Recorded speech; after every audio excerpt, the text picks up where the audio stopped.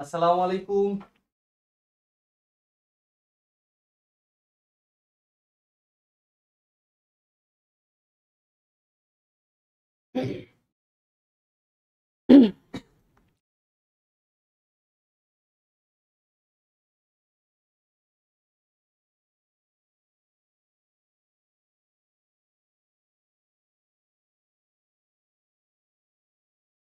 আসসালামু আলাইকুম।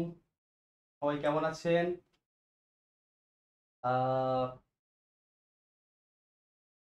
আমাদের সাথে যারা আছেন, আমরা চেষ্টা করছি যে আমাদের সাথে কারা যুক্ত আছেন। যারা আমাদের দেখতে পাচ্ছেন, শুনতে পাচ্ছেন, তাদেরকে বলবো আজ আমাদের কিন্তু অত্যন্ত মানে গুরুত্বপূর্ণ এবং খুবই ইন্টারেস্টিং এবং ইন্টারঅ্যাক্টিভ একটি একটি লাইভ আমাদের অনুষ্ঠিত হবে। তো আমার সাথে যারা যুক্ত আছেন এখন, তাহমিনা আক্তার, আসসালামু আলাইকুম। ওয়ালাইকুম আসসালাম। তাহমিনা, আপনি কেমন আছেন? নিশাত জাহান, আসসালামু আলাইকুম স্যার অ্যান্ড ম্যাডাম, কেমন আছেন? নিশাত, ওয়ালাইকুম আসসালাম। কেমন আছেন আপনারা? আপনারা আমাদের যে যেখান থেকে দেখছেন, প্রথমেই আমি বলবো যে সাফল্য একাডেমির পক্ষ থেকে সবাইকে আজকের এই লাইভ সেশনে স্বাগতম। এবং আপনারা সবাই কেমন আছেন এবং কে কোথা থেকে বলছেন অবশ্যই আমাদের একটু জানাবেন। আমরা একটু জানতে চাই যে আমাদের সাথে কারা কারা যুক্ত আছে, কারণ আজকে আমাদের এই প্রোগ্রামে যুক্ত আছে আমাদের একজন স্পেশাল গেস্ট। আমি একটু পরে সবার সামনে পরিচয় করিয়ে দিব। তো তার আগে একটু আমি জেনে নিব আমাদের সাথে কারা কারা যুক্ত আছেন। আমি দেখতে পাচ্ছি আমাদের সাথে আছে অন্তর আক্তার, আসসালামু আলাইকুম। ওয়ালাইকুম আসসালাম। অন্তর, আপনি কেমন আছেন? একটু ফোনটা বড় করে দিবেন, দেখতে কষ্ট হচ্ছে। হ্যাঁ, ঠিক আছে। আচ্ছা, প্রথমেই বলি, আজকে কিন্তু আমাদের সাথে যুক্ত আছেন আহ, মোসাম্মদ তানিয়া খাতুন বা হচ্ছে তানিয়া ম্যাডাম। তো ম্যাডাম কিন্তু আমাদের সাফল্য একাডেমিতে আজকে প্রথম। এবং আমি চাইবো আমাদের যারা রেগুলার অডিয়েন্স বা আমাদের যারা লাইভ দেখছেন, আমাদের সাফল্য একাডেমির সাথে যুক্ত আছেন, প্রথমেই আমাদের লাইভটিকে সর্বত্র ছড়িয়ে দিবেন। মানে হচ্ছে আপনার পেজ থেকে, আপনার প্রোফাইল থেকে, আপনার ওয়াল থেকে শেয়ার দিয়ে সবার কাছে পৌঁছে দিবেন। কারণ আজকে আমরা অত্যন্ত মজার এবং অত্যন্ত ইন্টারঅ্যাক্টিভ একটা লাইভ সেশন আমরা পরিচালনা করব। শাওন ইসলাম, আসসালামু আলাইকুম। কেমন আছেন স্যার, ম্যাম? আলহামদুলিল্লাহ, দুজনে ভালো আছি। কিছুক্ষণ পরে ম্যাম বলবে, বাট তার আগে আমি একটু আমাদের ম্যাডামকে আপনাদের সামনে পরিচয় করিয়ে দিব। তো আমাদের সাথে দেখতে পাচ্ছি কতজন যুক্ত আছেন। তামিন আক্তার, আলহামদুলিল্লাহ স্যার, এই সেশনটা দেখার জন্য অনেকক্ষণ ধরে অপেক্ষা করছি। ম্যাডামকে স্বাগতম। তাহমিনা, অসংখ্য ধন্যবাদ আপনাকে। আসলে আমরা একটু লেট করে শুরু করলাম আমাদের একটু টেকনিক্যাল ইস্যুজ এর জন্য, তবে সমস্যা নাই, আমরা আপনাদেরকে সাথে পাচ্ছি, আমরা আপনাদেরকে দেখতে পাচ্ছি। আমরা কিন্তু অত্যন্ত হ্যাপি, আমরা কিন্তু খুবই খুশি যে আমাদের সাথে আপনারা যুক্ত আছেন। Sheikh Mohammad Habibur Rahman, dear sir and ma'am, take my সালাম। ওয়ালাইকুম সালাম। আমাদের সাথে আছেন মোহাম্মদ শাহিদুজ্জামান। ছবি সঙ্গে চেহারা মিলছে না, ভুলে অন্য কাউকে আনেন নাই তো? না না, কোনো সমস্যা নেই, অন্য কাউকে আনিনি। সাবরিনা আক্তার ফ্লোরা, আসসালামু আলাইকুম স্যার। ওয়ালাইকুম আসসালাম। ফ্লোরা, আপনি কেমন আছেন? এমডি রমিম বিশ্বাস, আসসালামু আলাইকুম স্যার, আমি মাগুরা থেকে শুনছি। আচ্ছা, সবাই তো শুনতে পাচ্ছেন ক্লিয়ার? কোনো সমস্যা হচ্ছে না তো? মৌমিতা হীরা, আসসালামু আলাইকুম, কেমন আছেন স্যার এন্ড ম্যাম? ওয়ালাইকুম আসসালাম, আলহামদুলিল্লাহ খুবই ভালো আছি। অনিমিতা, আসসালামু আলাইকুম স্যার। ওয়ালাইকুম আসসালাম। অনিমিতা, কি অবস্থা আপনার? কেমন আছেন? কেমন পড়াশোনা চলছে বলেন তো? খুব ভালো করে কিন্তু পড়াশোনা করতে হবে। তো আজকের এই স্পেশাল সেশনে আমাদের সাথে আমাদের একজন যুক্ত আছে, আমাদের স্পেশাল একজন গেস্ট। আমাদের সাথে আছে মোসাম্মদ তানিয়া ম্যাম। তানিয়া ম্যাম হচ্ছে 41তম বিসিএস এ সাধারণ শিক্ষা ক্যাডারের একজন কর্মকর্তা বর্তমানে। ম্যাডাম কোথায় আছেন এখন? আমি সরকারি নুরনগর মহিলা কলেজ, সরকারি ঝিনাইদহ। নুরনগর মহিলা কলেজ, এটা হচ্ছে ঝিনাইদহে আছেন। তা আমাদের কিন্তু আজকে আমরা খুবই হ্যাপি যে আমরা হচ্ছে আমাদের এই স্পেশাল লাইভ সেশনে আমরা আমাদের এই ম্যাডামকে পেলাম। একটা কথা বলে রাখি, ম্যাডাম কিন্তু আগে হচ্ছে কোথায় ছিল? আগে হচ্ছে সহকারী শিক্ষক। সে হচ্ছে প্রাইমারি শিক্ষক নিয়োগ পরীক্ষার মাধ্যমে, যেই আমাদের প্রাইমারি সহকারী শিক্ষক নিয়োগ হয়, সেখানে আমাদের দীর্ঘদিন সে চাকরি করেছেন। তারপরে হচ্ছে সে বিসিএস ক্যাডারে এসেছে। তো আজকের সেশনটা কিন্তু এই জন্য আপনাদের কাছে অত্যন্ত মানে ভালো লাগবে যে কিভাবে আমি প্রাইমারি প্রস্তুতি নিব বা প্রাইমারি শিক্ষক নিয়োগ, সহকারী শিক্ষক নিয়োগ পরীক্ষার জন্য আমি কিভাবে কি নিজেকে প্রস্তুত করব, এবং আমরা ওই প্রাইমারি শিক্ষক বা এই রকম মানে চাকরি যারা করছি তারা বিসিএস যদি আসতে চাই, তাহলে আমরা কিভাবে আমাদের জার্নিটা শুরু করব, এটা কিন্তু আমরা আজকে আমাদের স্পেশাল গেস্ট আমাদের তানিয়া ম্যামের কাছ থেকে আমরা শুনবো। তো সবাই তো প্রস্তুত আছেন নাকি আমাদের সাথে? অন্তরা আক্তার, আলহামদুলিল্লাহ স্যার। আপনারা কেমন আছেন? আমি ফরিদপুর থেকে দেখছি। আর অন্তরা আক্তার, আপনাকে অসংখ্য ধন্যবাদ। হাবিবুর রহমান হামিম, আসসালামু আলাইকুম। ওয়ালাইকুম আসসালাম। শেখ মোহাম্মদ হাবিবুর রহমান, হাফসা জান্নাত রিমি। আচ্ছা, উনি একজনকে মার্ক করেছে, মেনশন করেছে। ওকে। তো ম্যাডাম, আপনি কেমন আছেন বলেন? আছি, আলহামদুলিল্লাহ বেশ ভালো আছি। যাক, আলহামদুলিল্লাহ। আমরা কিন্তু অত্যন্ত সৌভাগ্যবান এবং অত্যন্ত লাকি যে এরকম একটা সেশনে আমরা আপনাকে পেয়েছি। আমি অনেক মানে আপনাকে সাফল্য একাডেমির পক্ষ আনন্দিত। থেকে স্বাগত। এবং থ্যাংক ইউ।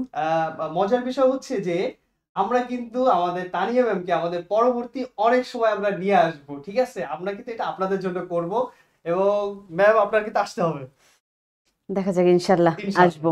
ওকে। আছি। ওকে ম্যাম, তো একটা জিনিস আপনি দেখতে পাচ্ছেন কিনা, আমাদের সাথে কিন্তু এই মুহূর্তে লাইভে প্রায় 100-র কাছাকাছি আপ ডাউন করতেছে। এটা মানে সময়ের সাথে আরো বাড়বে কমবে, মানে হচ্ছে সরাসরি আমাদের এতজন দেখতে পাচ্ছে, এবং আবার দেখা যাচ্ছে যে এটা পরবর্তীতে অনেকে দেখবে আমাদের। তো আজকের এই কথাগুলো দেখা যাচ্ছে যে অনেকের জন্য একটা লাইফ চেঞ্জিং লেসনও হতে পারে। তো প্রথমে আমি জানতে চাইবো যে আপনি আগে হচ্ছে প্রাইমারিতে সহকারী শিক্ষক হিসাবে আপনি ছিলেন। তো প্রাইমারি সহকারী শিক্ষক হিসাবে আপনি আপনার জার্নিটা কেন শুরু করেছিলেন? একটু বলবেন আমাদের? মানে চাকরি তো অনেক ধরনের আছে। আপনি প্রথম এই চাকরিটা দিয়ে কেন শুরু করেছিলেন?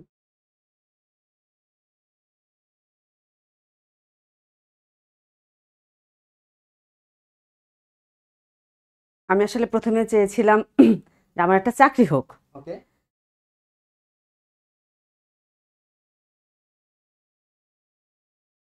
যেন মানে পরবর্তীতে আমি মানে উইদাউট টেনশনে একটা চাকরি ভালো প্রিপারেশন নিতে পারি। Very good point. আমি একটু অ্যাড করি। যারা আমাদের শুনতে পাচ্ছেন, আমাদের ম্যাম কিন্তু প্রথমে একটা চাকরির চিন্তা করেছে যে আমার একটা চাকরি হোক। কারণ হচ্ছে চাকরি না হওয়া পর্যন্ত কিন্তু আমাদের একটা মেন্টাল প্রেশার থাকে। সো চাকরিটা হয়ে গেলে চাকরি ভিতরে থেকে সে পরবর্তী প্রিপারেশন বা পরবর্তী প্রস্তুতির জন্য সে নিজেকে প্রস্তুত করবে, অর্থাৎ না তার ভিতরে একটা কনফিডেন্স চলে আসবে। এটাই কারণ ছিল। আমার এটাই মেইন কারণ ছিল এটাই কারণ ছিল। ওকে। তো যে কিছু ম্যাম, একটা করব, তার পাশাপাশি আমি হ্যাঁ, পরবর্তী আপনাদের প্রিপারেশন নেব। প্রাইমারিতে আপনি প্রথম অবস্থায় যখন আপনি চাকরির জন্য প্রস্তুতি নিচ্ছিলেন, তো জার্নিটা কি মানে তুই সহজ ছিল না? মানে কিভাবে কি একটু বলেন তো? আমার জার্নিটা মোটেও সহজ ছিল না, অনেক কঠিন ছিল। আর মেইন ইয়াটা হচ্ছে কি, আমি প্রাইমারি কেন্দ্রিক কোনো প্রিপারেশন, সরাসরি প্রাইমারি কেন্দ্রিক নেইনি। ওকে। আমি প্রিপারেশনটা নিচ্ছিলাম হচ্ছে একদম ভাস্ট বিসিএস কেন্দ্রিকে নিচ্ছিলাম। ওকে। এর মধ্যে প্রাইমারি সার্কুলারটা আসাতে আমার কাছে মনে হয়েছিল যে না, আগে হচ্ছে কি আমাকে একটা চাকরি সিকিউর করতে হবে, ওকে। যে আমি আগে একটা চাকরি পেয়ে নিই, তারপরে বেটার কোনো কিছুর জন্য চেষ্টা করা যাবে। ওকে। আর ওই টাইমটা থেকেই মানে আমরা তো জানতাম, চাকরি বাজারে আসার পরে দেখেছি আসলে একটা সরকারি চাকরি পেতে একটা স্টুডেন্টের 4-5 বছর পর্যন্ত লেগে যায়। রাইট। সেই হিসেবে যদি একটা জব করার পাশাপাশি প্রিপারেশন নেওয়া যায়, তাহলে মেন্টাল প্রেশারটা একটু কম থাকে। এই কারণ থেকেই আর কি আমি প্রাইমারিতে ঢুকেছিলাম। এটা আপনাদেরকে একটা কথা বলি, আপনারা অনেকেই মনে করেন যে আমরা যারা সরকারি চাকরি পাই তাদের ব্যাকগ্রাউন্ড অনেক হাই হতে হবে, পাবলিক ভার্সিটি থেকে পড়াশোনা করতে হবে, বা হচ্ছে আমাকে অনেক ভালো কোয়ালিফাইড হতে হবে, অনেক ভালো মেধাবী হতে হবে, হ্যাঁ, এরকম চিন্তা করেন। তো আমরা কিন্তু আজকে লাইভ আমাদের প্রোগ্রামে আমরা আমাদের যে স্পেশাল গেস্টকে নিয়ে আসছি আপনাদেরকে মানে জাস্ট উৎসাহ দেওয়ার জন্য, আপনাদেরকে ইন্সপায়ার করার জন্য। সে কিন্তু পড়াশোনা করছে ঢাকার ভিতরে কোনো প্রতিষ্ঠানে না। ঢাকার ভিতরে না, ঢাকার ভিতরে ঢাকার প্রতিষ্ঠানে কিন্তু কোনো কো পাবলিক ভার্সিটি হ্যাঁ, না। অবশ্যই। আমার সেটা হচ্ছে কোথায়? গার্হস্থ্য অর্থনীতি কলেজ, আজিমপুর। আজিমপুর। গার্হস্থ্য অর্থনীতি কলেজ আজিমপুর, যেটা হচ্ছে এখন ৭ কলেজের অন্তর্ভুক্ত। না, ৭ কলেজ অন্তর্ভুক্ত না, ওটা আলাদাই। ওটা আলাদা। ওটা ঢাকা আচ্ছা, ইউনিভার্সিটি আচ্ছা। ইনস্টিটিউট। ওকে। তো ঢাকা ইউনিভার্সিটি একটা ইনস্টিটিউট, কিন্তু সেটা হচ্ছে গার্হস্থ্য অর্থনীতি কলেজ। তো সেইখান থেকে হচ্ছে সে পড়াশোনা করেছে, এবং সেইখান থেকে হচ্ছে সে নিজেকে প্রস্তুত করেছে। তার মানে দেখেন যে আপনি যদি নিজেকে মানে কনফিডেন্ট হিসাবে তৈরি করতে চান, নিজেকে প্রিপেয়ার করতে চান, তাহলে আপনার ইনস্টিটিউট কোনটা এটা ফ্যাক্ট না। আপনাকে কিন্তু টার্গেটে ফোকাস করতে হবে, অর্থাৎ আপনি কোথায় যেতে চান, আপনার গোলটা কোথায়, এটা নিয়ে আপনাকে কাজ করতে হবে। আমাদের ম্যাম কিন্তু প্রাইমারি শিক্ষক নিয়োগ পরীক্ষায় কোয়ালিফাইড হয়ে সে কিন্তু চাকরি করেছে। ম্যাডাম আপনার স্কুলটা কোথায় ছিল? আমার স্কুল ছিল কাজীপুর, কাজী। সিরাজগঞ্জ জেলার কাজীপুর উপজেলার। আমি জানতে চাচ্ছিলাম যে প্রাইমারি সহকারী শিক্ষক হিসেবে নিয়োগ পাওয়ার পরে আপনি কোন স্কুলে আমি ছিলেন? প্রাইমারি সহকারী শিক্ষক হিসেবে প্রথমে ছিলাম দারুস সালাম সরকারি প্রাথমিক বিদ্যালয়, মিরপুর। মিরপুর। রাইট। আর তারপরে হচ্ছে গিয়ে আমি 2023-এর জানুয়ারিতে আমি ওই বদলি নিয়ে চলে আসছিলাম শেরে বাংলা সরকারি প্রাথমিক বিদ্যালয়, মিরপুর 13, মিরপুর আমার 13। বাসার পাশে। আচ্ছা। তো ম্যাম কিন্তু আমাদের ঢাকাতেই আমাদের প্রাইমারি যেই পোস্টিং বলেন বা তার পদায়ন বলেন এটা ছিল, এটা কিন্তু খুবই লাকি একটা ব্যাপার। এর ভিতরে কিন্তু থেকে সে যেটা করছে, সে কিন্তু বিসিএস এর প্রস্তুতি নিয়েছে, অর্থাৎ সে কিন্তু একটা চাকরি পাওয়ার পরে আর বসে থাকেনি। তার যেই মানে অদম্য ইচ্ছা, অদম্য টার্গেট, যে তার হচ্ছে বিসিএস ক্যাডার হতে হবে বা বিসিএস এর একটা চাকরি করতে হবে, সেইখানে কিন্তু সে তার টার্গেটটাকে ঠিক রেখে সে কিন্তু এগিয়ে গিয়েছে। অর্থাৎ তার চাকরি, তার ফ্যামিলি, তার সন্তান, মানে সব কিছুকে সে ম্যানেজ করে সে কিন্তু এই বিসিএস ক্যাডার হবার যেই সৌভাগ্য, সেটা কিন্তু সে অর্জন করেছে। সুতরাং আমাদের সাথে যারা আছেন বা আমাদের যারা দেখতে পাচ্ছেন, তাদেরকে বলবো যে কোনোভাবেই ডিমোটিভেটেড হওয়ার কোনো সুযোগ নাই। আমাদের যারা আপুরা আছেন তারা হয়তো চিন্তা করতে পারেন যে আমার তো বিয়ে শাদী হয়ে গেছে, আমি তো সংসার করতে হয়, আমার তো বাচ্চা কাচ্চা আছে, আমি কিভাবে পারবো? তো আপনাদেরকে জাস্ট মোটিভেটেড করার জন্য, ইন্সপায়ার করার জন্য আমরা কিন্তু সামনে আমাদের লাইভ প্রোগ্রামে আমাদের কিন্তু আজকের স্পেশাল গেস্ট আমাদের তানিয়া ম্যামকে আমরা নিয়ে এসেছি। সুতরাং তানিয়া ম্যামের যে কথাগুলো, এগুলা কিন্তু আপনাদের ভিতরে নিয়ে রাখতে হবে, এই কারণে যে মানুষ চাইলেই সব করতে পারে। একটু কমেন্টগুলো। হ্যাঁ, আচ্ছা ম্যাম, আমরা একটু জানতে চাই, আমরা একেবারে প্রথমে চলে যাই। আপনি যখন প্রাইমারির জন্য প্রস্তুতি নিচ্ছিলেন, আপনি কিভাবে প্রস্তুতিটা শুরু করেছেন? আসলে এখানে বলতে গেলে তো চলে আসতেছে আমার পার্সোনাল লাইফ নিয়ে আসতে হয়। আমার আপনি আমাদের যদি পার্স যদি বলতে চান আমরা শুনতে চাই। পার্সোনাল লাইফের বিষয়টা হচ্ছে মানে আমি যখন স্টুডেন্ট, অনার্স ফাইনাল ইয়ারে, তখন আমার বিয়ে হয়। এবং বিয়ে হচ্ছে, আমার যার সাথে বিয়ে হয় সেও স্টুডেন্ট ছিল। আচ্ছা, আমরা অনার্স দুজনই, ফাইনাল ইয়ারে? আমি অনার্স ফাইনাল ইয়ারে, সে ছিল মাস্টার্সে। মাস্টার্সে, তার মানে দুইজনই স্টুডেন্ট। দুজনই স্টুডেন্ট। খুবই আমরা খুবই খুবই দুজনেই সুন্দর। বিয়ে শাদী হয়ে সংসার শুরু করলাম। তো ওই হচ্ছে গিয়ে আমার হাজবেন্ড আমাকে একটা বিসিএস কোচিংয়ে ভর্তি করে দিয়েছিল। ওকে। বিসিএস কোচিংয়ে ভর্তি করে দেওয়ার পরে জাস্ট আমি যেতাম, একটু দেখতাম পড়াশোনায় কি আছে না আছে, এরকম করে বাসায় এসে আসলে আমি আমার হাজবেন্ডকে মাঝে মাঝে জিজ্ঞেস করতাম। তো হচ্ছে ও ফ্রিল্যান্সিংয়ে কাজ করতো, ফ্রিল্যান্সিং করতো, প্লাস পড়াশোনা, তার মাস্টার্সটা করতো। ওই সময় যখন আমি দেখলাম আমি পড়তেছি, তাকে যেটাই জিজ্ঞেস করি সে সেগুলো পারে, তখন আমার মাথার মধ্যে চিন্তা হলো, আচ্ছা তাহলে ও কেন বিসিএস দিচ্ছে না, ওকে। তাহলে আমার হাজব্যান্ডকে বিসিএস দেওয়াই।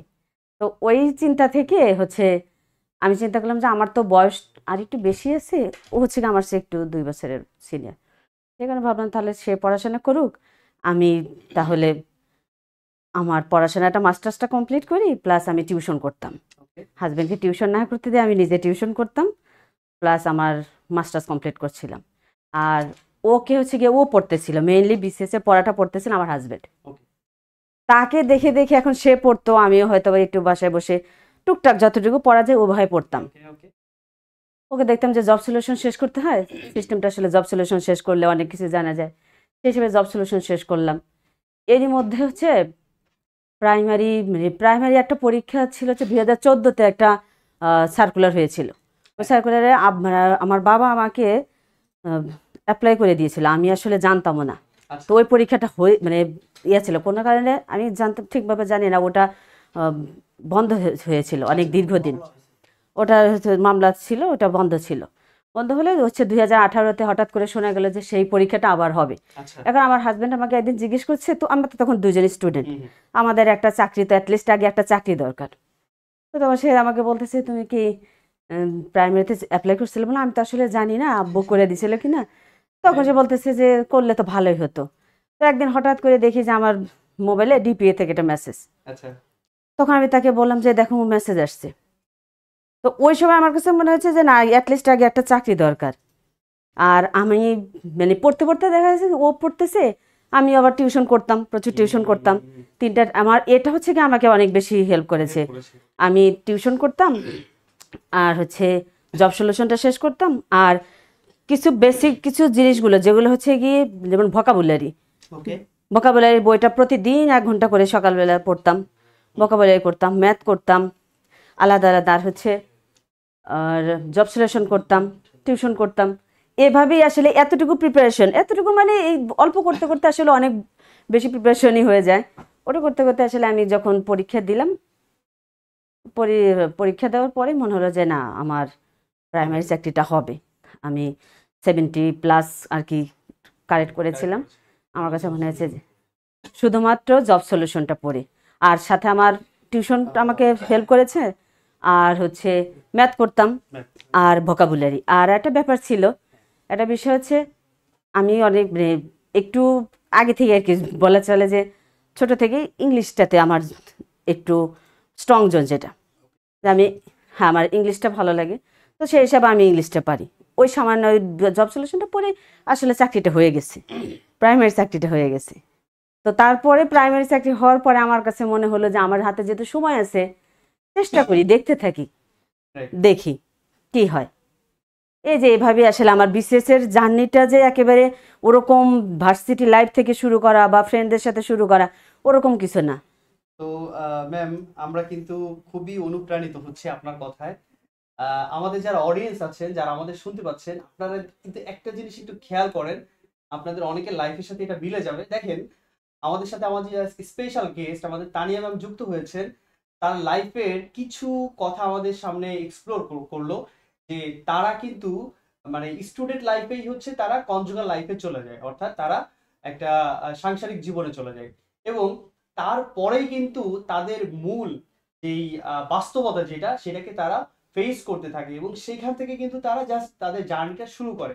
অর্থাৎ যারা এখনো মনে করছেন যে আমার দ্বারা হবে কি হবে না, একটু আমাদের কথাগুলো খেয়াল করেন বা বোঝার চেষ্টা করেন যে আসলে আপনি যদি ঘুরে দাঁড়াতে চান তাহলে যে কোনো জায়গা থেকে আপনি ঘুরে দাঁড়াতে পারেন। শুধু দরকার মানে একান্ত মানসিক বল বা মনোবল যেটা বলি আমরা, এবং হচ্ছে একান্ত চেষ্টা। এই দুইটা জিনিস যদি আপনার থাকে, ইনশাল্লাহ পারবেন। আর সঠিক গাইডলাইন, এই কথাটা কেন বললাম, কারণ হচ্ছে যে আপনি আসলে কি পড়বেন আর কি পড়বেন না, এইটা যদি আপনি ঠিক করতে না পারেন, তাহলে কিন্তু আপনার জন্য ওই জায়গায় পৌঁছানো কঠিন হয়ে যাবে। আচ্ছা, আমি দেখি আমাদের সাথে কারা কারা যুক্ত আছে। আমাদের সাথে যুক্ত আছেন হিমেল হোসেন।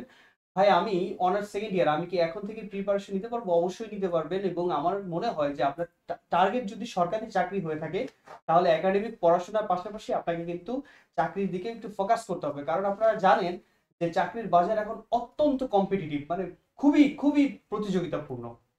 আমাদের সাথে আছেন ফাতিমা আক্তার সাথী আপু। আপনি আমাদের অনুপ্রেরণা, অবশ্যই শুধু আমাদের না, আমাদের সবার অনুপ্রেরণা। আমাদের সাথে আছেন শাহিদুজ্জামান। নিজের জীবন থেকে বাস্তবসম্মত গল্প তুলে ধরার জন্য ম্যামকে অসংখ্য ধন্যবাদ জানাচ্ছি। আমরাও অসংখ্য ধন্যবাদ জানাই আমাদের সাথে যুক্ত থাকার জন্য। আব্দুল কাদের, ইনশাল্লাহ, আব্দুল কাদের বলি ইনশাল্লাহ। তো যেই কথা বলছিলাম, যে আমাদের সাথে তানিয়া ম্যাম যে বলছিল যে দেখেন, তিনি এবং তার হাজব্যান্ড দুইজনই হচ্ছে কি স্টুডেন্ট, সেখান থেকে তারা পড়াশোনা শুরু করলো। তো তো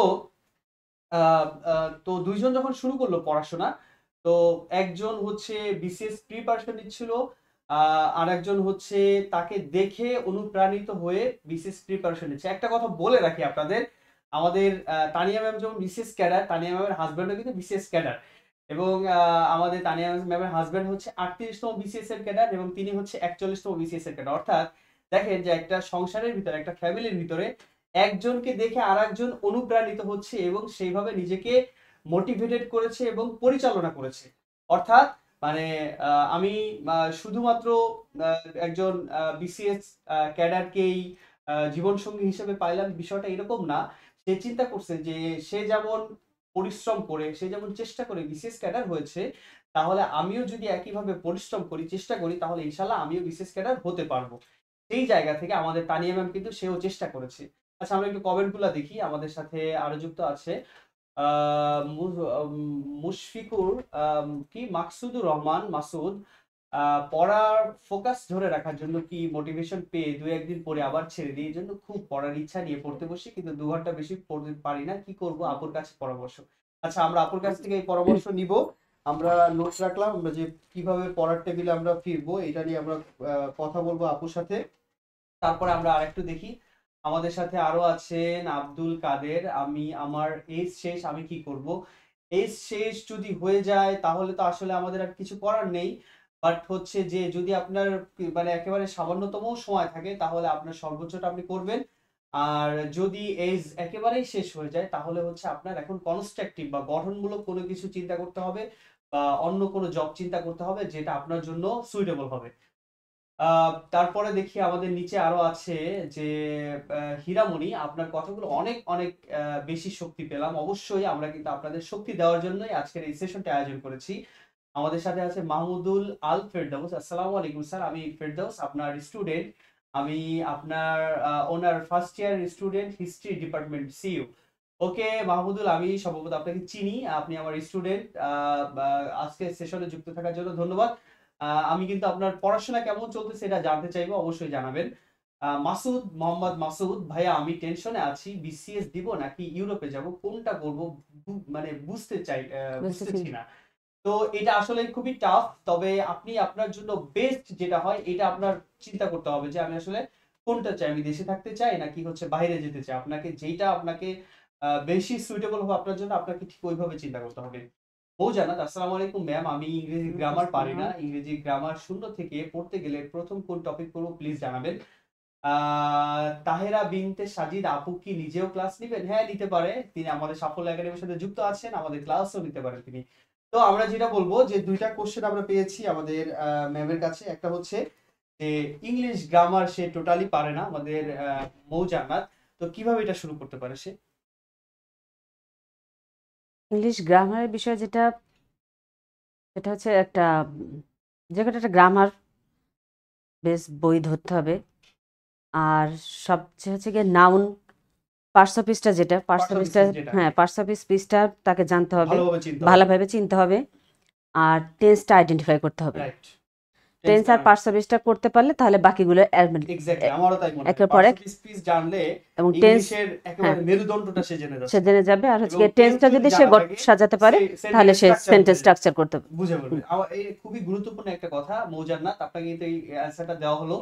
পার্টস অফ স্পিচ এবং টেন্স এই জায়গাটা কিন্তু আপনাকে ফোকাস করতে হবে। এরপরে হচ্ছে আপনি আর সেন্টেন্সের বিভিন্ন ট্রান্সফরমেশন, সিম্পল, আর কমপ্লেক্স, হচ্ছে গিয়ে বিভিন্ন যে সেন্টেন্স গুলো সিম্পল, কম্পাউন্ড যে স্ট্রাকচার গুলো এগুলা নিয়ে আপনি কাজ করলেন। এরপরে synonym, antonym, vocabulary build up করা, এই জিনিসগুলো নিয়ে কাজ করলেন। এইভাবে কিন্তু আপনি আপনার ইংলিশের যে সমস্যাটা আছে এটাকে আপনি আরো ডেভেলপ করতে পারেন। ওকে, আমাদের সাথে আরো যুক্ত আছেন সাগর তাজ। আসসালামু আলাইকুম স্যার, কেমন আছেন? সাগর তাজ, এই তুমি কেমন আছো? পড়াশোনা কেমন চলতেছে? হ্যাঁ।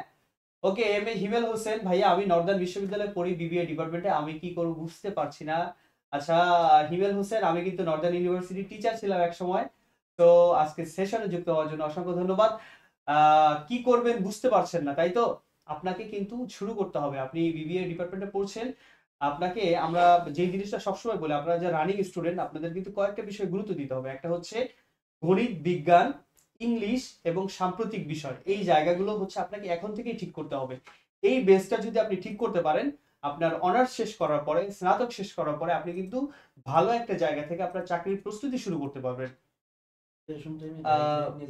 মাকসুদুর রহমান মাসুদ, বিয়ে করাতে লেখাপড়ার কোনো বাধা হয়েছে কিনা, নাকি আরো স্থিরভাবে প্রিপারেশন নিতে পেরেছেন? সেই কথা কিন্তু আমাদের ম্যাম বলেছেন যে তার জার্নিটা শুরুই হয়েছে তাদের হচ্ছে কনজুগাল লাইফে আসার পরে, অর্থাৎ তারা হচ্ছে বিবাহিত জীবনে আসার পরে তার যে হাজবেন্ড ছিল সে তাকে সর্বোচ্চ সহযোগিতা করছে। এটা কিন্তু মানে একজন অন্যজনের পরিপূরক টাইপের, তারা দুইজন দুইজনকে সহযোগিতা করছে। যেমন আমাদের ম্যাম কিন্তু টিউশন করে তাকে একটা ফাইনান্সিয়াল সাপোর্ট দিছে যাতে হচ্ছে সে পড়াশোনায় মনোযোগ দিতে পারে। আবার সে যখন পড়াশোনায় মনোযোগ দিছে এবং একটা ভালো পজিশনে গেছে তখন আবার সে আমাদের ম্যামকে সাপোর্ট দিছে সে যাতে তার জায়গাটা ঠিক করতে পারে। দেখেন বিষয়টা, একজন আরেকজনের পরিপূরক হিসেবে এখানে কাজ করেছে। সো আপনারা যারা হচ্ছে ম্যারিড আছেন বা হচ্ছে কনজুগাল লাইফে আছেন তারা চিন্তা করছেন কি করবেন, আপনারা কিন্তু আমাদের এই যে আমাদের ম্যাম তাকে কিন্তু আপনারা ফলো করতে পারেন এই জায়গায়।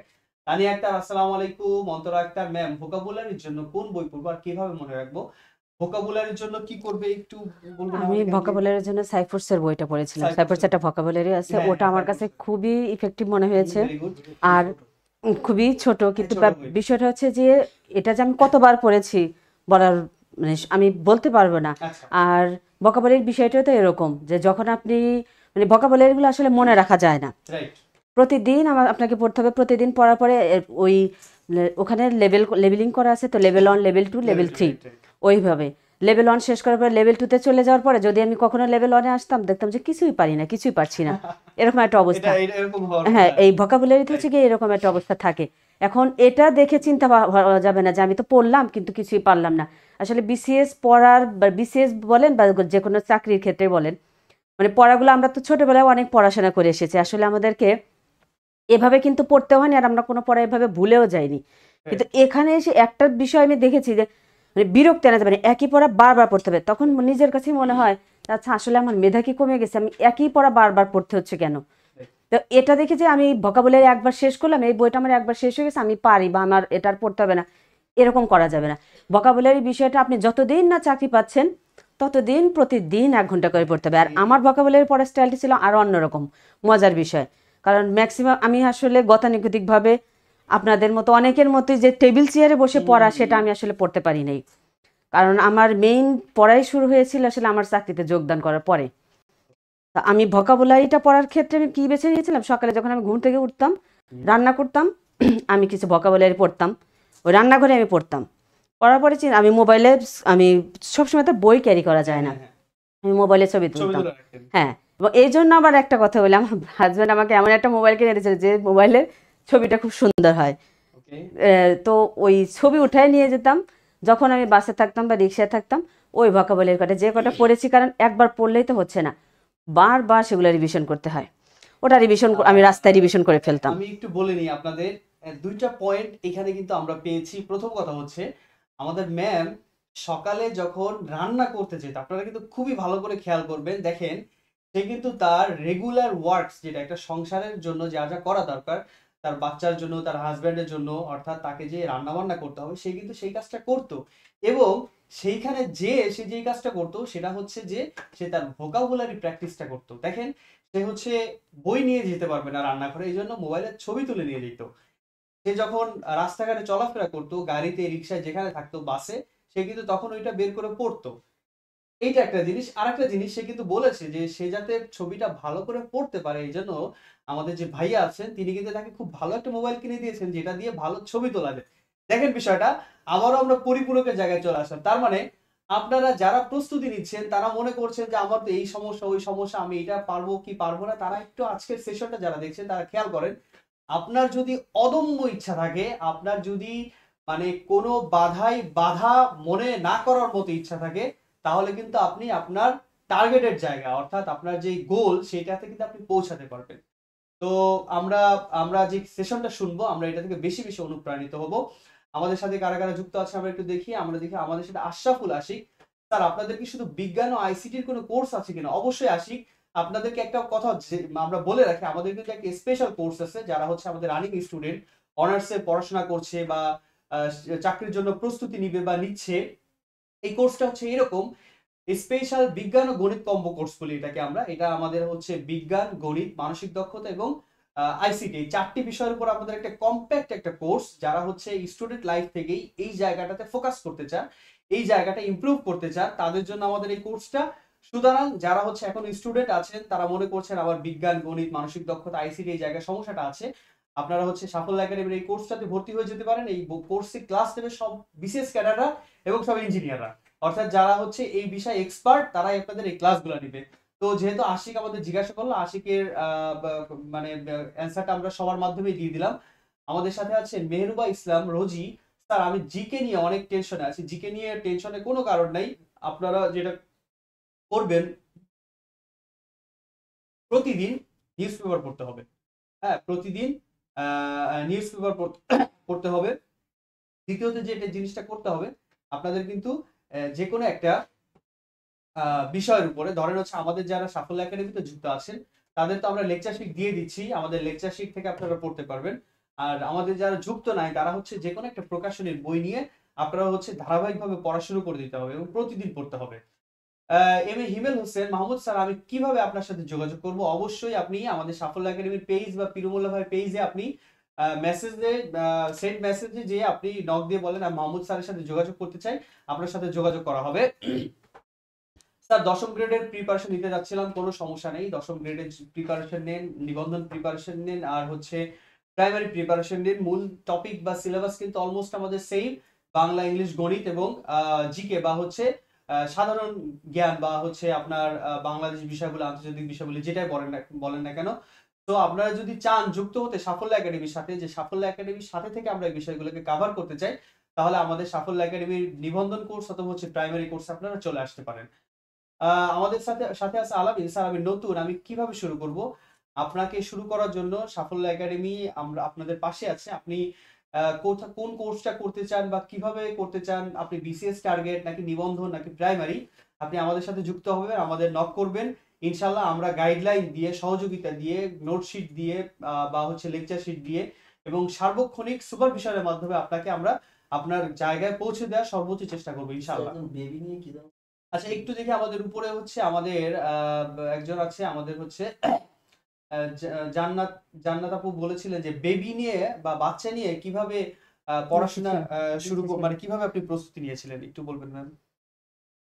বেবি নিয়ে, হ্যাঁ, একজন লিখেছে হ্যাঁ। যে বেবি নিয়ে পড়াশোনা করাটা কঠিন, আসলেও প্রচুর কঠিন এটা। মানে আমি তো দেখেছি আমার ছেলেকে, আমার বেবি যখন হলো তখন থেকে তো মেইনলি আমার প্রিপারেশন ওর সাথে।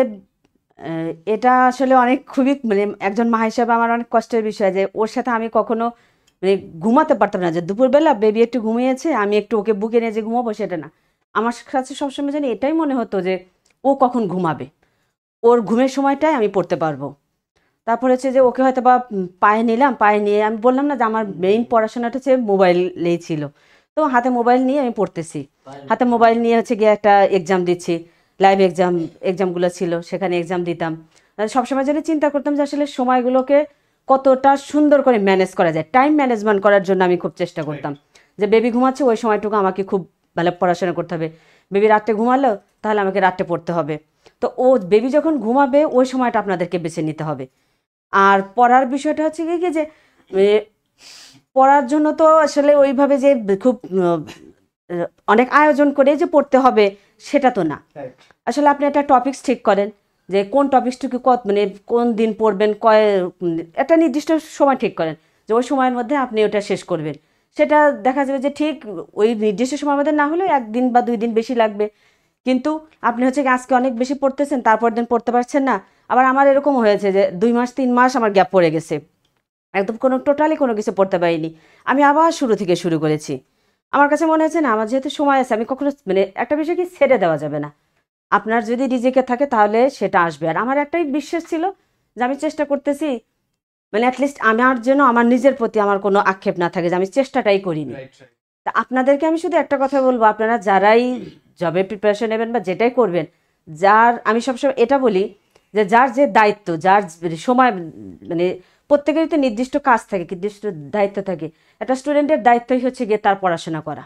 বা আপনি চাকরি পরীক্ষা দিচ্ছেন, আপনাকে কি করতে হবে? আপনাকে পড়াশোনা করতে হবে। সেটা আপনার বিভিন্ন বিভিন্ন সমস্যা থাকতে পারে, আপনার চাকরি থাকতে পারে, আপনার বিভিন্ন সামাজিকতা থাকতে পারে, সব কিছু মেনটেন করার পরেও আপনাকে, যদি আপনি এগুলো বাদ দিতে পারেন তাহলে ভালো, আর যদি বাদ দিতে না পারেন তারপর আপনার টাইম আপনাকেই ম্যানেজ করতে হবে, টাইমটা ম্যানেজ করতেই হবে। এক্স্যাক্টলি, আমরা যেটা বলছিলাম যে আমি আবারও বলি যে প্রস্তুতি নেওয়া বা হচ্ছে যে কোনো অবস্ট্যাকেল বা হচ্ছে যে কোনো বাধা দূর করা কিন্তু একেবারে মানসিক বা হচ্ছে নিজের একান্ত বিষয়। দেখেন, আমাদের ম্যামের হচ্ছে যে বাচ্চাটা সে ছোট ছিল, তাকে সে সময় দিতে পারতো না, তাকে সে ঘুম পড়াতে পারতো না, তারপরেও কিন্তু সে তাকে কোলে রেখে বা পায়ে রেখে যেভাবে হোক সে কন্টিনিউ করেছে। এটা ছিল একটা পয়েন্ট।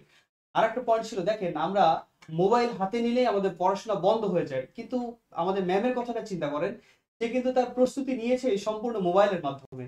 তাহলে দেখেন, মোবাইলকে যে আমরা অ্যাবিউজ করি বা হচ্ছে এর অপব্যবহার করি, এইটা যদি বাদ দিয়ে যদি আমরা সঠিকভাবে ব্যবহার করতে পারি, তাহলে একজন বিসিএস ক্যাডার হওয়ার জন্য একটা মোবাইলই যথেষ্ট, আর কোনো কিছু দরকার নেই। এবং মানে এখন কিন্তু একটা মোবাইলে কেনই সব যথেষ্ট। দেখেন আমাদের সাফল্য একাডেমি থেকে আমরা যে সার্ভিসগুলো দিচ্ছি, আপনারা কিন্তু সাফল্য একাডেমির অ্যাপস এর মাধ্যমে কিন্তু এই সার্ভিসগুলো পাবেন। এখানে লাইভ ক্লাস পাবেন, রেকর্ডেড ক্লাস পাবেন, লেকচার শিট পাবেন, লাইভ এক্সাম পাবেন, এক্সাম প্র্যাকটিস পাবেন, আপনার কমেন্ট পাবেন, মতামত পাবেন, আমাদের সিক্রেট গ্রুপ পাবেন, সব পাবেন। তার মানে আপনি একটা জাস্ট মোবাইলকে যদি সঠিকভাবে ব্যবহার করতে পারেন, তাহলে আপনার আর কিচ্ছু লাগবে না একজন ক্যাডার হওয়ার জন্য। আমাদের সাথে যুক্ত আছেন মাহমুদুল আল ফেরদাউস স্যার। আমি আমার শেষ দিন অবধি চেষ্টা করব। আমাকে একজন বলেছেন বিশেষ সহজ নয়, আমি বলেছিলাম আমার পিরুজ স্যার যদি 6 বার ব্যর্থ হয়ে ক্যাডার হতে পারে তাহলে আমিও ইনশাল্লাহ পারবো। ইনশাল্লাহ বলতে হবে, ইনশাল্লাহ। আমিও ইনশাল্লাহ পারবো। আমাদের সাথে আছে মৌজান্নাত, ধন্যবাদ ম্যাম।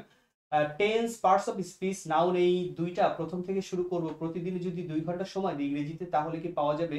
যদি আল্লাহ সহায় হন ইনশাল্লাহ হবে। ইনশাল্লাহ হবে। মৌজান্নাত, আমি ম্যামের সাথে অ্যাড করে বলি, ম্যাম কিন্তু বলেছেন সেগুলি প্রতিদিন কয়েকটা জিনিস সে প্র্যাকটিস করতো। সে তার ভিতরে একটা ছিল ভোকাবুলারি, সে কিন্তু প্রতিদিন ভোকাবুলারি প্র্যাকটিস করতো। তারপরে হচ্ছে সে ম্যাথ প্র্যাকটিস করতো প্রতিদিন, এবং জব সলিউশন সে কিন্তু প্র্যাকটিস করতো। আমাদের সাথে আরো আছেন তাসমিয়া ইসলাম। আসসালামু আলাইকুম। সাফল্য একাডেমি আমার পছন্দের একটা প্ল্যাটফর্ম, এর সাথে আছি, থাকবো সবসময় ইনশাল্লাহ। তাসমিয়া, অসংখ্য ধন্যবাদ আপনাকে আমাদের সাথে যুক্ত থাকার জন্য এবং আমাদের সম্পর্কে এত ভালো একটা রিভিউ দেওয়ার জন্য। আমাদের সাথে তাসমিয়া বলছেন যে হ্যাঁ আমি ভর্তি হয়েছি কম্বো এবং প্রিমিয়াম 2টা কোর্সে। সে কিন্তু আমাদের 2টা কোর্সে ভর্তি হয়েছে। আমাদের সাথে শাওন ইসলাম, ইংরেজি ফ্রি হ্যান্ড রাইটিংটা কিভাবে উন্নতি করবো? ফ্রি হ্যান্ড রাইটিং উন্নতি করার জন্য আপনাকে প্রথমে যেটা করতে হবে, যে আপনাকে যেটা চিন্তা করছেন এটাকে লেখাতে কনভার্ট করতে হবে। অর্থাৎ আপনি মাথায় যেই জিনিসটা চিন্তা করতেছেন এটাকে বাংলাতে লেখায় কনভার্ট করতে হবে। এই জন্য আপনাকে সেন্টেন্স স্ট্রাকচারটা বুঝতে হবে, এবং টেন্স যদি আপনি বুঝেন তাহলে প্রিলিমিনারি জিনিসটা বুঝে যাবেন। আর সেন্টেন্স ট্রান্সফরমেশন যদি বুঝতে পারেন তাহলে বিভিন্ন কমপ্লেক্স কম্পাউন্ড সেন্টেন্স স্ট্রাকচার বুঝে যাবেন। এই দুইটা জিনিস যদি আপনার ঠিক থাকে তাহলে আপনি যেটা চিন্তা করছেন সেন্টেন্স স্ট্রাকচার ঠিক রেখে আপনি জাস্ট করে যাবেন, লিখে যাবেন, দেখবেন যে আপনি ফ্রি হ্যান্ড রাইটিং হয়ে গেছে। আর সবচেয়ে বেশি যে জিনিসটা করতে হবে সেটা হচ্ছে প্র্যাকটিস করতে হবে। আমরা একটু একটু উপরে যাই, এই সাইডে আমরা দেখি, আর আমাদের সাথে এই সাইডে আমরা একটু দেখি কে কে আছে। আরো আরো উপরে আমাদের সাথে যুক্ত আছে সাগর তাজ। সাগর তাজ হচ্ছে আল্লাহ, একটু নিচে। সাগর তাজ, আলহামদুলিল্লাহ স্যার, আপনার দিক নির্দেশনা পেয়ে আপনাদের পড়াশোনা অনেক উন্নতি হচ্ছে স্যার। এখন আলহামদুলিল্লাহ 12-14 ঘন্টা পড়তে পারছে আলহামদুলিল্লাহ। আচ্ছা সাগর তাজ আমাদের সম্পর্কে যে রিভিউটা করছে, যে আমাদের গাইডলাইন বা আমাদের দিক নির্দেশনা পেয়ে সে অনেক উন্নতি করছে এবং সে প্রতিদিন 12 থেকে 14 ঘন্টা সে পড়াশোনা করতে পারছে। এটা সাফল্য একাডেমির পক্ষ থেকে বা সাফল্য একাডেমির একজন শুভাকাঙ্ক্ষী বা হচ্ছে একজন মানে কি বল শিক্ষক হিসাবে এই কথাটা যখন আমি জানতে পারি বা শুনতে পারি, আমি কিন্তু আসলেই খুবই উৎফুল্ল এবং আনন্দিত, এবং একই সাথে আপনাদেরকে অনুপ্রাণিত করতে চাই যে আমাদের সাথে যারা যুক্ত আছেন বা আমাদের কোর্সে যারা যুক্ত আছেন, আমরা কিন্তু সর্বোচ্চ সহযোগিতা দিয়ে, আমাদের সর্বোচ্চ আন্তরিকতা দিয়ে আপনাদেরকে কিন্তু আমরা কাঙ্ক্ষিত গন্তব্যে নেওয়ার চেষ্টা করছি, এবং এই চেষ্টা আমাদের শেষ সময় পর্যন্ত থাকবে ইনশাআল্লাহ। সফলতার জন্য আমরা একটু এটা ম্যামের সাথে একটু কথা বলবো, যে এই যে আমরা দেখতে পাচ্ছি যে আপনি সফল হলেন, প্রাইমারিতে সফল হলেন, বিসিএস এ সফল হলেন, সফল হওয়ার জন্য গাইডলাইনটা কতটা গুরুত্বপূর্ণ একটু বলবেন আমাদের? আমি আসলে এই বিষয়ে অ্যাড করতে চাচ্ছিলাম। হ্যাঁ, আমি নিজেই বলতাম ওকে, যে প্রপার গাইডলাইন ছাড়া আসলে এটা সম্ভব না। এক্স্যাক্টলি। আমার যতই ইচ্ছা থাকুক, যতই উৎসাহ উদ্দীপনা যেটাই থাকুক, একটা সফল হওয়ার জন্য অনেক কিছু লাগে। সেক্ষেত্রে আর সফলতার পথটাকে আরো বেশি সহজ এবং সুগম করে হচ্ছে গিয়ে সঠিক দিক নির্দেশনা, রাইট, যেটা আমি পেয়েছি সত্যি কথা বলতে হলে আমার হাজবেন্ডের কাছ থেকে। Very good. সে আমাকে সঠিকভাবে দিক নির্দেশনা দিয়েছে কখন কি করতে হবে। আমি তো বুঝেছি, সে আমাকে আরো বেশি বুঝতে সহায়তা করেছে। বিভিন্ন অ্যাপস ছিল, সেই অ্যাপসগুলো আমি ফলো করতাম, সে আমাকে বলতো। লাইভ এমসিকিউ ছিল, লাইভে পরীক্ষা দিতাম, বিভিন্ন রেকর্ডেড ক্লাস দেখতাম। যদি কোনো টপিকস নিয়ে প্রবলেম থাকতো সেটা আমি নেটে সার্চ করে দেখতাম যে কার কার ভিডিও আছে, সেগুলো দেখে দেখে আমি পড়তাম। আর অনেক সময় তো মানে ডিমোটিভেটেড হয়ে যেতাম, পড়াশোনা বাদ দিতাম, ছেড়ে দিতাম যে না হবে না, সম্ভব না। তারপরেও ফিরে আসতাম শুধু আমার হাজব্যান্ডের গাইডলাইনে, না তো মানে চেষ্টা করো, দেখা যাক। তো আসলে গাইডলাইনটা রেগুলার দরকার। দেখেন একটা জিনিস আমি এখানে অ্যাড করতে চাই, আমাদের ম্যামের যে হাজবেন্ড, আমাদের যে ভাইয়া, তিনি কিন্তু বিসিএস ক্যাডার। তিনি কিন্তু আমাদের ম্যামকে গাইড করেছেন। অর্থাৎ মানে প্রতিনিয়ত একটা গাইডলাইন যে কেন দরকার এটা কিন্তু আপনাদের বুঝতে হবে। গাইডলাইনটা অত্যন্ত গুরুত্বপূর্ণ। অর্থাৎ আমি এই কথা বারবার বলি, আপনি চট্টগ্রামে আছেন, আপনি ঢাকা আসতে চান, আপনাকে কিন্তু ওই ড্রাইভারের গাড়িতেই উঠতে হবে যে ঢাকার রাস্তাটা চিনে। যে ঢাকার রাস্তা চিনবে না ওই ধরনের একটা ড্রাইভারের গাড়িতে আপনি যদি ওঠেন তাহলে সে কোনোদিনই আপনাকে ঢাকায় নিয়ে যেতে পারবে না। এই জন্য ওই পথটা যার জানা, যার চেনা, তার থেকে আপনার পরামর্শ নিতে হবে, তার গাড়িতে যে আপনার বসতে হবে এবং সেই আপনাকে গন্তব্যে পৌঁছায় দিবে। ঠিক সাফল্য একাডেমির মোটিভ বা সাফল্য একাডেমির টার্গেট কিন্তু ওইটাই, যে আপনাদেরকে একটা সঠিক গাইডলাইন দিয়ে আপনার গন্তব্যে পৌঁছে দেওয়া। ওকে, আমাদের সাথে যুক্ত আছেন তানজিব ইসলাম, সুজল, যে আলহামদুলিল্লাহ প্রিলিয়াড এক্সাম ব্যাচে আমি অ্যাডমিশন হয়েছি, খুবই ভালো লাগছে। তানজিব, অসংখ্য ধন্যবাদ আমাদের সম্পর্কে একটি সুন্দর একটি রিভিউ দেওয়ার জন্য। আমাদের হৃদয় চন্দ্র দেব, ভোকাবুলারি মনে থাকে না, মনে রাখার কোনো ভোকাবুলারি মনে টেকনিক রাখার কোনো টেকনিক আছে কিনা? নেই। আমি একটা টেকনিক আপনাদেরকে বলতে পারি, সেটা হচ্ছে যে আমাদের ম্যাম যেটা বলেছে যে সে হচ্ছে সাইফোর্সের ভোকাবুলারি যে বইটা এটা সে ফলো করতো। এটার জন্য বাজারে বহুত বই আছে ভোকাবুলারির জন্য, আপনারা ফলো করতে পারেন। আমি আর একটা টেকনিক ফলো করতাম, সেটা হচ্ছে যে আমি ইংলিশ নিউজ পেপার পড়তাম। এখন বলেন যে ইংলিশ নিউজ পেপার তো আমি তো কোনো ভোকাবুলারি পারি না, তাহলে আমি কিভাবে পড়বো? হ্যাঁ, ঠিক এইখানে আমি আসতে যাচ্ছি যে ওই যখন আমি ইংলিশ নিউজ পেপার পড়া শুরু করলাম, আমার প্রথম দিন আমার মনে আছে, আমার প্রথম পেজ বা প্রথম যে প্যারাটা ছিল এখান থেকে আমার মনে হয় 15-20টা ওয়ার্ড আমার বের হয়েছে যেগুলো আমি পারি না। তো আমি ঠিক যেইটা পারি না ওইটাই আমি নোট ডাউন করতাম। নোট ডাউন করে আমি ডিকশনারি খুঁজে খুঁজে ওইগুলার মানে সিনোনিম, অ্যান্টোনিম যা যা আছে সব আমি লিখতাম। এইভাবে করে আমি 400 ওয়ার্ডের একটা নোটবুক বানাইছিলাম এবং প্রতিদিন পড়তে বসার আগে আমি একবার করে রিভিশন দিতাম। প্রথম প্রথম আমার এটা রিভিশন দিতে সময় লাগতো না, পরবর্তীতে আরো সময় লাগতো না, যেহেতু আমি সব জানতাম। এরপরে যেটা হলো যে মানে খুঁজে খুঁজে আমি দেখতাম এক পেজের ভিতর যদি আমার 20টা ওয়ার্ড থাকে, সেখান থেকে কোনগুলো আমার কনফিউশন তৈরি হয় ওইগুলো আমি মার্ক করে রাখতাম 2-3টা, তখন আবার আরো কমে গেল। এইভাবে করে আমার নিজের ভোকাবুলারি আমি বিল্ড আপ করেছি এবং আমার মনে হয় যে ম্যাম আমার সাথে একমত হবেন যে এটা যদি আমরা করতে পারি এভাবেই আসলে তাহলে ভোকাবুলারিটা আমরা ভোকাবুলারি আমরা ডেভেলপ করতে পারি। শর্টকাট কোনো টেকনিক নেই, সহজ কোনো টেকনিকও নেই, আসলে প্রচুর প্র্যাকটিস করতে হয়। প্রতিদিন রিভিশন দিতে হবে, শর্টকাটের কোনো সুযোগ নেই এখানে। প্রিন্স রিয়াদ স্যার, আমার পরিবারের 5 জনই সরকারি জব করে, ষষ্ঠ হওয়ার চেষ্টায় আছি, দোয়া করবেন। অবশ্যই প্রিন্স রিয়াদ, মানে আপনার জন্য অসংখ্য দোয়া থাকবে যে ওই ষষ্ঠ জন যাতে আপনি দ্রুত হতে পারেন। মৌজান্নাত বলল যে আমিও ভর্তি হতে চাই। মৌজান্নাত, আপনার আগ্রহের জন্য অসংখ্য ধন্যবাদ। সাফল্য একাডেমি কিন্তু মানে একটা শুধুমাত্র কোচিং সেন্টার না, এটা কিন্তু একটা একাডেমিক মানে প্রতিষ্ঠান, যে হচ্ছে আপনার একেবারে বেসিক যে জায়গাগুলো আছে, ফাউন্ডেশন গুলো আছে, এগুলো নিয়ে আমরা কাজ করব, আপনার গাইডলাইন নিয়ে কাজ করব, আপনার যে কোনো সুবিধা অসুবিধা নিয়ে কাজ করব, আপনাকে গন্তব্যে পৌঁছে দিতে যা যা দরকার সেগুলো নিয়ে আমরা কাজ করব। শুধুমাত্র একটা ক্লাস আর ক্লাস টেস্ট দিয়ে আমরা এখানে শেষ করে দিব না। সাফল্য একাডেমি কিন্তু একটা কথাই বলে যে লক্ষ্য আপনার, অঙ্গীকার আমাদের, অর্থাৎ আপনার লক্ষ্যে আপনাকে পৌঁছে দেওয়ার জন্য যে অঙ্গীকারটা দরকার সেটা কিন্তু আমাদের অবশ্যই আছে। আমরা আরেকটু দেখি, আমাদের নিচে এখানে যুক্ত আছে যে মৌজান্নাত, সে রিকমেন্ড করেছেন মানে যে ভর্তি হয়ে যাওয়ার জন্য। মৌজান্নাত, অসংখ্য ধন্যবাদ আপনাকে। একটা কথা বলতে চাচ্ছি যে ম্যাম আপনাকে একটা জিনিস জানতে চাই, আমাদের অনেকেই জানতে চায় যে পড়ার টেবিলে কেন মন বসে না, বা হচ্ছে পড়ার টেবিলে বসলেও 1-2 ঘন্টার বেশি আমরা বসে থাকতে পারি না, আমাদের হচ্ছে অন্য কোনো কিছু করতে মনে চায় বা উড়ু উড়ু মন, এটা থেকে আমরা আসলে কিভাবে ফিরতে পারি, বা হচ্ছে পড়ার টেবিলে বা হচ্ছে অন্য কোনো ওয়ে আছে কিনা যে আমাদের পড়াশোনাটা ধরে রাখার? এক্ষেত্রে আসলে নিজের একান্ত ইচ্ছা না থাকলে, হয়তোবা আমি কোনো একটা ফ্রেন্ড বিসিএস ক্যাডার হয়েছে, আমারও হতে হবে, এই চিন্তা ভাবনা থেকে 2-4 জন হঠাৎ করে পড়া শুরু করে। আসলে এভাবে যারা পড়াশোনা শুরু করে তারা মনোনিবেশ খুব একটা বেশি দিন দীর্ঘস্থায়ী করতে পারে না। আর একটা বিষয় হচ্ছে গিয়ে,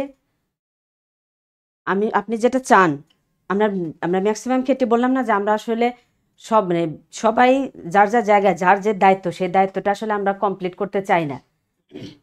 একটা স্টুডেন্টের কাজ হচ্ছে পড়াশোনা করা, সে পড়াশোনা করবে, কেন তার পড়তে মন চাইবে না? তার মানে কি এটা এটা আসলে তার দায়িত্বের মধ্যে গাফলেতি বলা চলে। আর তার নিজেকে আসলে প্রশ্ন করা উচিত, যদি তার বাবা মা তাকে ভরণ পোষণ করে থাকে তাহলে অ্যাটলিস্ট তাদের কথা চিন্তা করে পড়াশোনা করা উচিত। আর আমি তো আসলে সবসময় জন্য বলবো যে আমি আমার অনেকে আসলে নিজের ভালোটা বুঝতে পারে না। আমার কাছে মনে হতো যে না, আমাকেই করতে হবে, কিছু একটা করতে হবে, এই আকাঙ্ক্ষাটা, এই ইচ্ছাটা যার প্রবল থাকবে না তার আসলে মনোনিবেশ সম্ভব না। সম্ভব না। আর এক একদিন দুদিন মনোনিবেশ না থাকতে পারে। আর একটা বিষয়, অনেকে আছে কি যে পড়ার টেকনিকটা বা পড়ার পদ্ধতিটা ওটা ঠিক থাকে না। কোনো একদিন দেখা যাচ্ছে প্রচুর পড়াশোনা করতেছে, আবার নেই পড়ার মধ্যে, ওই যে পড়ার টেবিলে মনোনিবেশ করাতে পারছে না, এই করতে পারছে না, সে করতে পারছে না, সেটা না। 45 মিনিট 40 মিনিট পড়াশোনা করে একটু রিফ্রেশমেন্ট দরকার। মানে পড়াটা খুব বিনোদন নিয়ে, আনন্দ নিয়ে পড়তে হবে, যেন পড়াটা যেন খুব বোরিং না হয়, যে না এটা খুব কষ্টের বিষয়। এরকম হলে তাহলে আসলে কষ্টকর কোনো কাজ করতে তো ভালো লাগে না। পড়াটা একটু আনন্দ নিয়ে বুঝে বুঝে পড়তে হয়। আর এই জন্য আমি বলবো, যে বললাম এখানেও গাইডলাইন, আপনি যদি প্রপার গাইডলাইন প্রপার ওয়েতে পড়তে পারেন, বুঝতে পারেন, পড়ার মজাটা বুঝতে হবে। এবার আমরা প্রথম বিসিএস পড়াটা আসলে কিন্তু এরকম একটা, বললাম না, ডিসগাস্টিং, একটু খুবই ক্লান্তিকর, বোরিং একটা পড়া, যে একই পড়া বারবার পড়তে হয়। কিন্তু আপনি যদি একবার এটার মানে ইয়াটা ধরতে পারেন, যে আসলে মজাটা ধরতে পারেন, টেকনিকটা বুঝতে পারেন, যে এভাবে এভাবে পড়তে হয়, কী পড়তে হবে, কতটুকু পড়তে হবে, কতটুকু বাদ দিতে হবে, সেই হিসেবে যদি আমরা জিস্ট আকারে মানে বের করে আনতে পারি, তাহলে পড়তে ভালো লাগে। প্রথমে বড় একটা বই পড়তে আসলে কারোরই ভালো লাগে না। একটু কষ্ট করে যদি একবার একটা বই শেষ করা যায়, শেষ করার পরে সেটাকে যদি আমরা জিস্ট আকারে আনতে পারি, তাহলে কিন্তু। এবং আর একটা বিষয়, অনেকে অ্যাট এ টাইম অনেকগুলো বই নিয়ে পড়াশোনা শুরু করে, এটাও একটা বোরিং এর বিষয়। তার যেটা ভালো লাগে, সে যেটাতে মানে পারদর্শী, স্ট্রং জোন, তার সেটা পড়া উচিত। তাহলে হয় কি, যে যখন আমরা চিন্তা করি আমি তো ম্যাথ পারতেছি, আমার ফিজিক্স, আমার সায়েন্সের পার্টটুকু ভালো আছে, আমার ইংলিশটা ভালো, তাহলে আমার কোথায় মানে হাত দিতে হচ্ছে, আমাকে গণিত হয়তো হাত, মানে গণিত তো পারতেছি, হয়তো বা অন্য একটা সাবজেক্টে সেটা হাত দিতে হচ্ছে। আবার বাংলা, দেখা যাচ্ছে বাংলায় গদ বাঁধাভাবে সবই পড়তেছে, আসলে তো সব পড়তে হয় না। প্রশ্ন বুঝে একটু যদি প্রিসাইজ করে আমরা পড়তে পারি। আবার কিছু কিছু টপিক্স তো সব মানে সবসময় সহজই থাকে, ইজি থাকে। ওই ইজি টপিক্সগুলো একটু বারবার পড়া, বেশি বেশি পড়া, তার মানে কি, তাহলে আমার অনেকগুলো পারি। কিন্তু কঠিন টপিক্সটা আসলে শুরুতে শুরু করা উচিত না। আর একটা বিষয়, যে বানানটা, বানান আমরা ছোটবেলা থেকে বানান ভুল করি না, কিন্তু যখনই পরীক্ষার এক্সামে বানান আসে, তখন আর সেই বানানটা দেখলে আমাদের মাথা ওলায় যায়, মাথা ওলায় যায়। তো ওই যে বানানের বিষয়টা, ও বানানটা অল্প অল্প করে পড়া উচিত। আবার প্রিপোজিশন অনেক কঠিন একটা টার্ম, অনেক ভাস্ট একটা ব্যাপার। ওই এখন প্রথমেই যদি কেউ প্রিপোজিশন নিয়ে শুরু করে, তার ওটা বোরিং লাগবে। তার সব ধরনের আমাদের যে টপিকস আছে, সিলেবাসগুলো আছে, ওগুলো কাভার করে ধীরে ধীরে করার পরে তখন তার প্রিপারেশনটা পড়া উচিত। যে আমার তো এখন মনে হবে যে না, আমি তো সবই পারি, জাস্ট শুধু এটা। এখন প্রথমেই যদি একটা হার্ড টপিকস নিয়ে, যেটা তার ভয়ের একটা বিষয়, সেটা নিয়ে শুরু করে, তাহলে তার মানে ডিসইন্টারেস্টেড ফেলে। আপনাকে পড়তে হবে আনন্দ নিয়ে, আপনার ভালো লাগার বিষয়গুলো নিয়ে পড়তে হবে, পড়ে তারপর বুঝতে হবে যে আমার এতগুলো পড়া হয়ে গেছে, আর একটু পথ বাকি। আসলে আর অনেকে আবার হচ্ছে চিন্তা করে যে অনেক দূর বা অনেক বছর লাগবে, এত পড়া, এটা না। একটু ধীরে ধীরে গতিতে, ধীর গতিতে যদি আপনি পড়তে থাকেন, বললাম যে প্রত্যেকটা কাজই করতে হবে, যে শুধু পড়তে গেলে টায়ার্ড লাগবে। আপনি পড়েন, বাকি সব কাজই করেন, নিয়মের মধ্যে সব কাজই করেন, তখন দেখবেন যে আপনার এই যে প্রিপারেশন নেওয়া, এই যে পড়াশোনা করা, এগুলো বোরিং লাগবে না, এগুলোর মধ্যে আপনার আনন্দ লাগবে। তো আমরা একটা গুরুত্বপূর্ণ পয়েন্ট পেলাম। তার আগে দেখি আমাদের যারা কমেন্ট করেছে, যে আমরা স্যার ম্যামের থেকে প্রশ্ন পড়াশোনার ক্ষেত্রে টানা পড়বো নাকি আধা ঘন্টা পর ব্রেক নিব? ম্যাম কিন্তু অলরেডি বলেছেন যে আপনি কিছু সময় পর পর 40-45 মিনিট পর ছোট্ট একটা ব্রেক নিন, তারপরে আবার পড়াশোনা শুরু করেন। তো আপনারা হচ্ছে ব্রেক নিয়ে নিয়ে পড়বেন, টানা পড়বেন না, তাহলে হচ্ছে বিরক্তি চলে আসবে। তারপর উপরে আমরা একটু দেখি, জাস্ট উপরে আমাদের সাথে যে মোসাম্মদ সাম্মি আক্তার আলহামদুলিল্লাহ এক্সাম ব্যাচে ভর্তি হয়েছে। এক্সাম ব্যাচে কি স্যারদের সাথে কথা বলার সুযোগ থাকবে স্যার? প্লিজ জানাবেন। অবশ্যই আমাদের কিন্তু এক্সাম ব্যাচে আপনাদের কিন্তু একটা সিক্রেট গ্রুপে আপনাদের যুক্ত করা হয়েছে, সেখানে কিন্তু আমরা সবাই যুক্ত আছি। সেখান থেকে কিন্তু আমাদের সাথে আপনাদের কথা বলার সুযোগ আছে। যে কোনো বিষয় আমরা, যে কোনো গাইডলাইন আমাদের কিন্তু আমাদের সাথে পাবেন আপনারা। আরেকটা বিষয় বলি, যে সাফল্য একাডেমি বলেন আর যাই বলেন না কেন, আপনাদের কিন্তু একটা জিনিস মাথায় রাখতে হবে, যে আপনারা যখন প্রস্তুতি নিচ্ছেন, আপনাদের কিন্তু একটা কন্টিনিউয়াস একটা সুপারভিশন দরকার। অর্থাৎ আপনি কি সঠিক পথে আছেন নাকি পথ থেকে বের হয়ে যাচ্ছেন, এটা কিন্তু আপনাদের কন্টিনিউয়াস দরকার। এবং একটা ক্লাস শুধুমাত্র দেখেন, আমরা কেন ক্লাসের বাইরের সার্ভিসগুলো রেখেছি, ক্লাসের বাইরে আমরা কি সার্ভিস রেখেছি, আমরা কিন্তু স্টুডেন্টদের ট্রেস করি বা ট্র্যাক করি, যে তারা হচ্ছে কি অবস্থায় আছে, তাদের কন্ডিশনটা কি, প্রোগ্রেসটা কি, এটা কিন্তু আমরা তাদেরকে ট্র্যাক করছি। পাশাপাশি তাদের কিন্তু আমরা কন্টিনিউয়াস 24 আওয়ার সার্ভিসের জন্য আমাদের সিক্রেট গ্রুপে তাদেরকে আমরা অ্যাড রেখেছি। এছাড়াও আমাদের হটলাইন বলেন, যা বলেন, সবকিছুতে আমরা কিন্তু এইগুলা কেন রেখেছি ক্লাসের বাইরে, কারণ আমরা জানি যে আপনি যখন চাকরির প্রস্তুতি নেবেন বা যে কোনো কিছু প্রস্তুতি নেবেন, আপনাকে যে জিনিসটা করতে হবে, যে আপনাকে একটা সঠিক একটা সার্ভিলেন্সের ভিতর দিয়ে যেতে হবে, একটা সুপারভিশনের ভিতরে দিয়ে যেতে হবে। কোনো কারণে আপনি যদি কোথাও ভুল করে থাকেন সেখানে হচ্ছে আপনাকে যাতে হচ্ছে যারা অভিজ্ঞ আছে, এক্সপার্ট আছে তারা ধরিয়ে দিতে পারে। আরেকটা জিনিস যে ম্যামের সাথে এড করে আমি বলি যে আপনি বললেন যে পড়ার টেবিলে আপনার মন বসে না।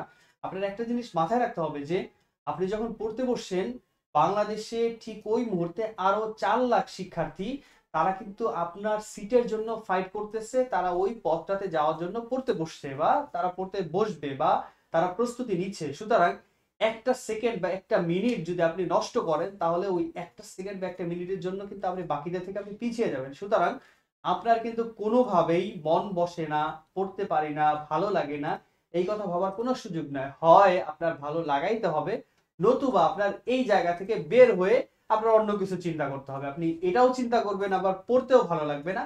এই দুইটা জিনিস কিন্তু একসাথে হবে না। সুতরাং যারা হচ্ছে চেষ্টা করছেন বা চিন্তা করছেন যে আমার আসলেই দরকার সরকারি চাকরি, তাদের কিন্তু আর কোনো অপশন নেই। আপনাদের পড়ার টেবিলে মন বসাইতেই হবে এবং পড়াশোনা করতেই হবে। এখন এই প্রসেসটা এক একজনের এক এক রকম হতে পারে। যেমন ম্যাম কিন্তু মোবাইলে ছবি তুলে রাখতো, সেইভাবে সে পড়াশোনা করতো, গাড়িতে চলতো তখন পড়াশোনা করতো, এইভাবে। আমাদের সাথে যুক্ত আছেন সুমাইয়া আক্তার। আসসালামু আলাইকুম ভাইয়া এন্ড আপু। বিসিএস প্রিপারেশন থেকে জব সলিউশন বইটা পড়ার গুরুত্ব কতটুকু বা আদৌ পড়া উচিত কিনা? জব সলিউশন বইটা আপনি পড়তে পারেন এই জন্য যে এটা থেকে আপনি প্রিভিয়াস কোশ্চেনের একটা আপনি ধারণা পেতে পারেন। তবে বিসিএস এর ক্ষেত্রে আমি বলবো যে শুধুমাত্র বিসিএস এর প্রিভিয়াস যে কোশ্চেন গুলো আছে এগুলাকেই ফোকাস করতে হবে, কারণ বিসিএস এর কোশ্চেন স্ট্যান্ডার্ড আর অন্য এক্সামের কোশ্চেন স্ট্যান্ডার্ডের ভিতরে অনেক ডিফারেন্স আছে। এই জন্য আপনার ওই যে জব সলিউশন বইয়ের সব কোশ্চেন পরে আপনি বিশেষ প্রস্তুতি দিবেন, আদৌ খুব বেশি একটা ইফেক্টিভ হবে বলে আমি মনে করি না। ম্যাম কি বলেন? তবে আমার কাছে যেটা মনে হয় জব সলিউশনের বিষয়টা, সেটা হচ্ছে অনেকে তো সবাই তো আর বিসিএস কেন্দ্রিক প্রিপারেশন নেবে না, আর হচ্ছে গিয়ে জব তো সবাই বিসিএস এ জব পাবেও না। পাবে না। এটা আসলে পাবে না মানে আমাদের সিটি তো আসলে লিমিটেড, Right. কেউ না কেউ তো সেটা মানে পাবে না, এটা স্বাভাবিক, এটা সবার মেনে নিতে হয়।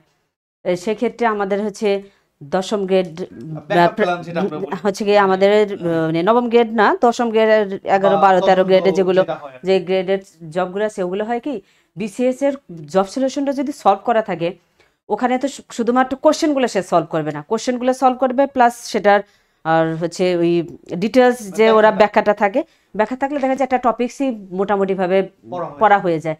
সেক্ষেত্রে অন্য চাকরিগুলোতে সে যে বেশ মানে এগিয়ে থাকবে। এটা right. অনেকটা সাহায্য করবে, একদম পুরোপুরি যে কোনো কিছু যে 100% আপনাকে সাপোর্ট দেবে সেটা না, মানে হচ্ছে যে এটা এটা আপনাকে একটা ব্যাকআপ প্ল্যান। হ্যাঁ মানে হচ্ছে কোনো কারণে যদি আপনি স্লিপ করেন তাহলে এটা আপনাকে অন্য জায়গায় পৌঁছে দিবে। একটু পৌঁছে এটুকু হেল্প করবে। অদৃশ্য ছায়া আমাদের সাথে। স্যার আমি সামনে প্রাইমারি প্রিপারেশন নিতে চাই, পরে বিসিএস দিব, কেমন হবে?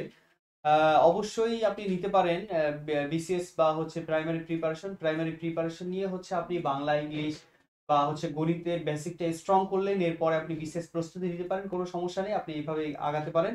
এবং প্রাইমারি প্রিপারেশনের জন্য সাফল্য একাডেমিকে আপনার পাশে রাখতে পারেন। সাফল্য একাডেমি কিন্তু আপনার প্রাইমারি সহকারী শিক্ষক নিয়োগ যে প্রিমিয়াম কোর্স সেটা কিন্তু আমাদের নিয়ে আসছে, এটা কিন্তু আপনাদের জন্য আমরা ওপেন করেছি। এছাড়াও কিন্তু একটা কথা বলে রাখি যে প্রাইমারির জন্য কিন্তু আমাদের একটা ফ্রি কোর্স আমরা এনেছি, 4টা ক্লাস, 4টা এক্সাম এবং একটা অ্যাসাইনমেন্টের। আপনারা কিন্তু অবশ্যই এই ফ্রি কোর্সটাতে আপনারা যুক্ত হবেন। শারমিন আক্তার, আসসালামু আলাইকুম স্যার ম্যাম, আমি অনার্স দ্বিতীয় বর্ষের ছাত্রী, আমি কিভাবে প্রস্তুতি শুরু করব? আমি কিন্তু সবসময় বলি যারা হচ্ছে রানিং স্টুডেন্ট তাদের হচ্ছে এখন থেকে কয়েকটা বিষয় গুরুত্ব দিতে হবে। একটা হচ্ছে বিজ্ঞান, গণিত, ইংলিশ এবং সাম্প্রতিক বিষয়। এই বিষয়গুলোকে আপনাকে এখন থেকে ফোকাস করতে হবে এবং এই ফোকাস করার জন্য যা যা দরকার সেটা করতে হবে।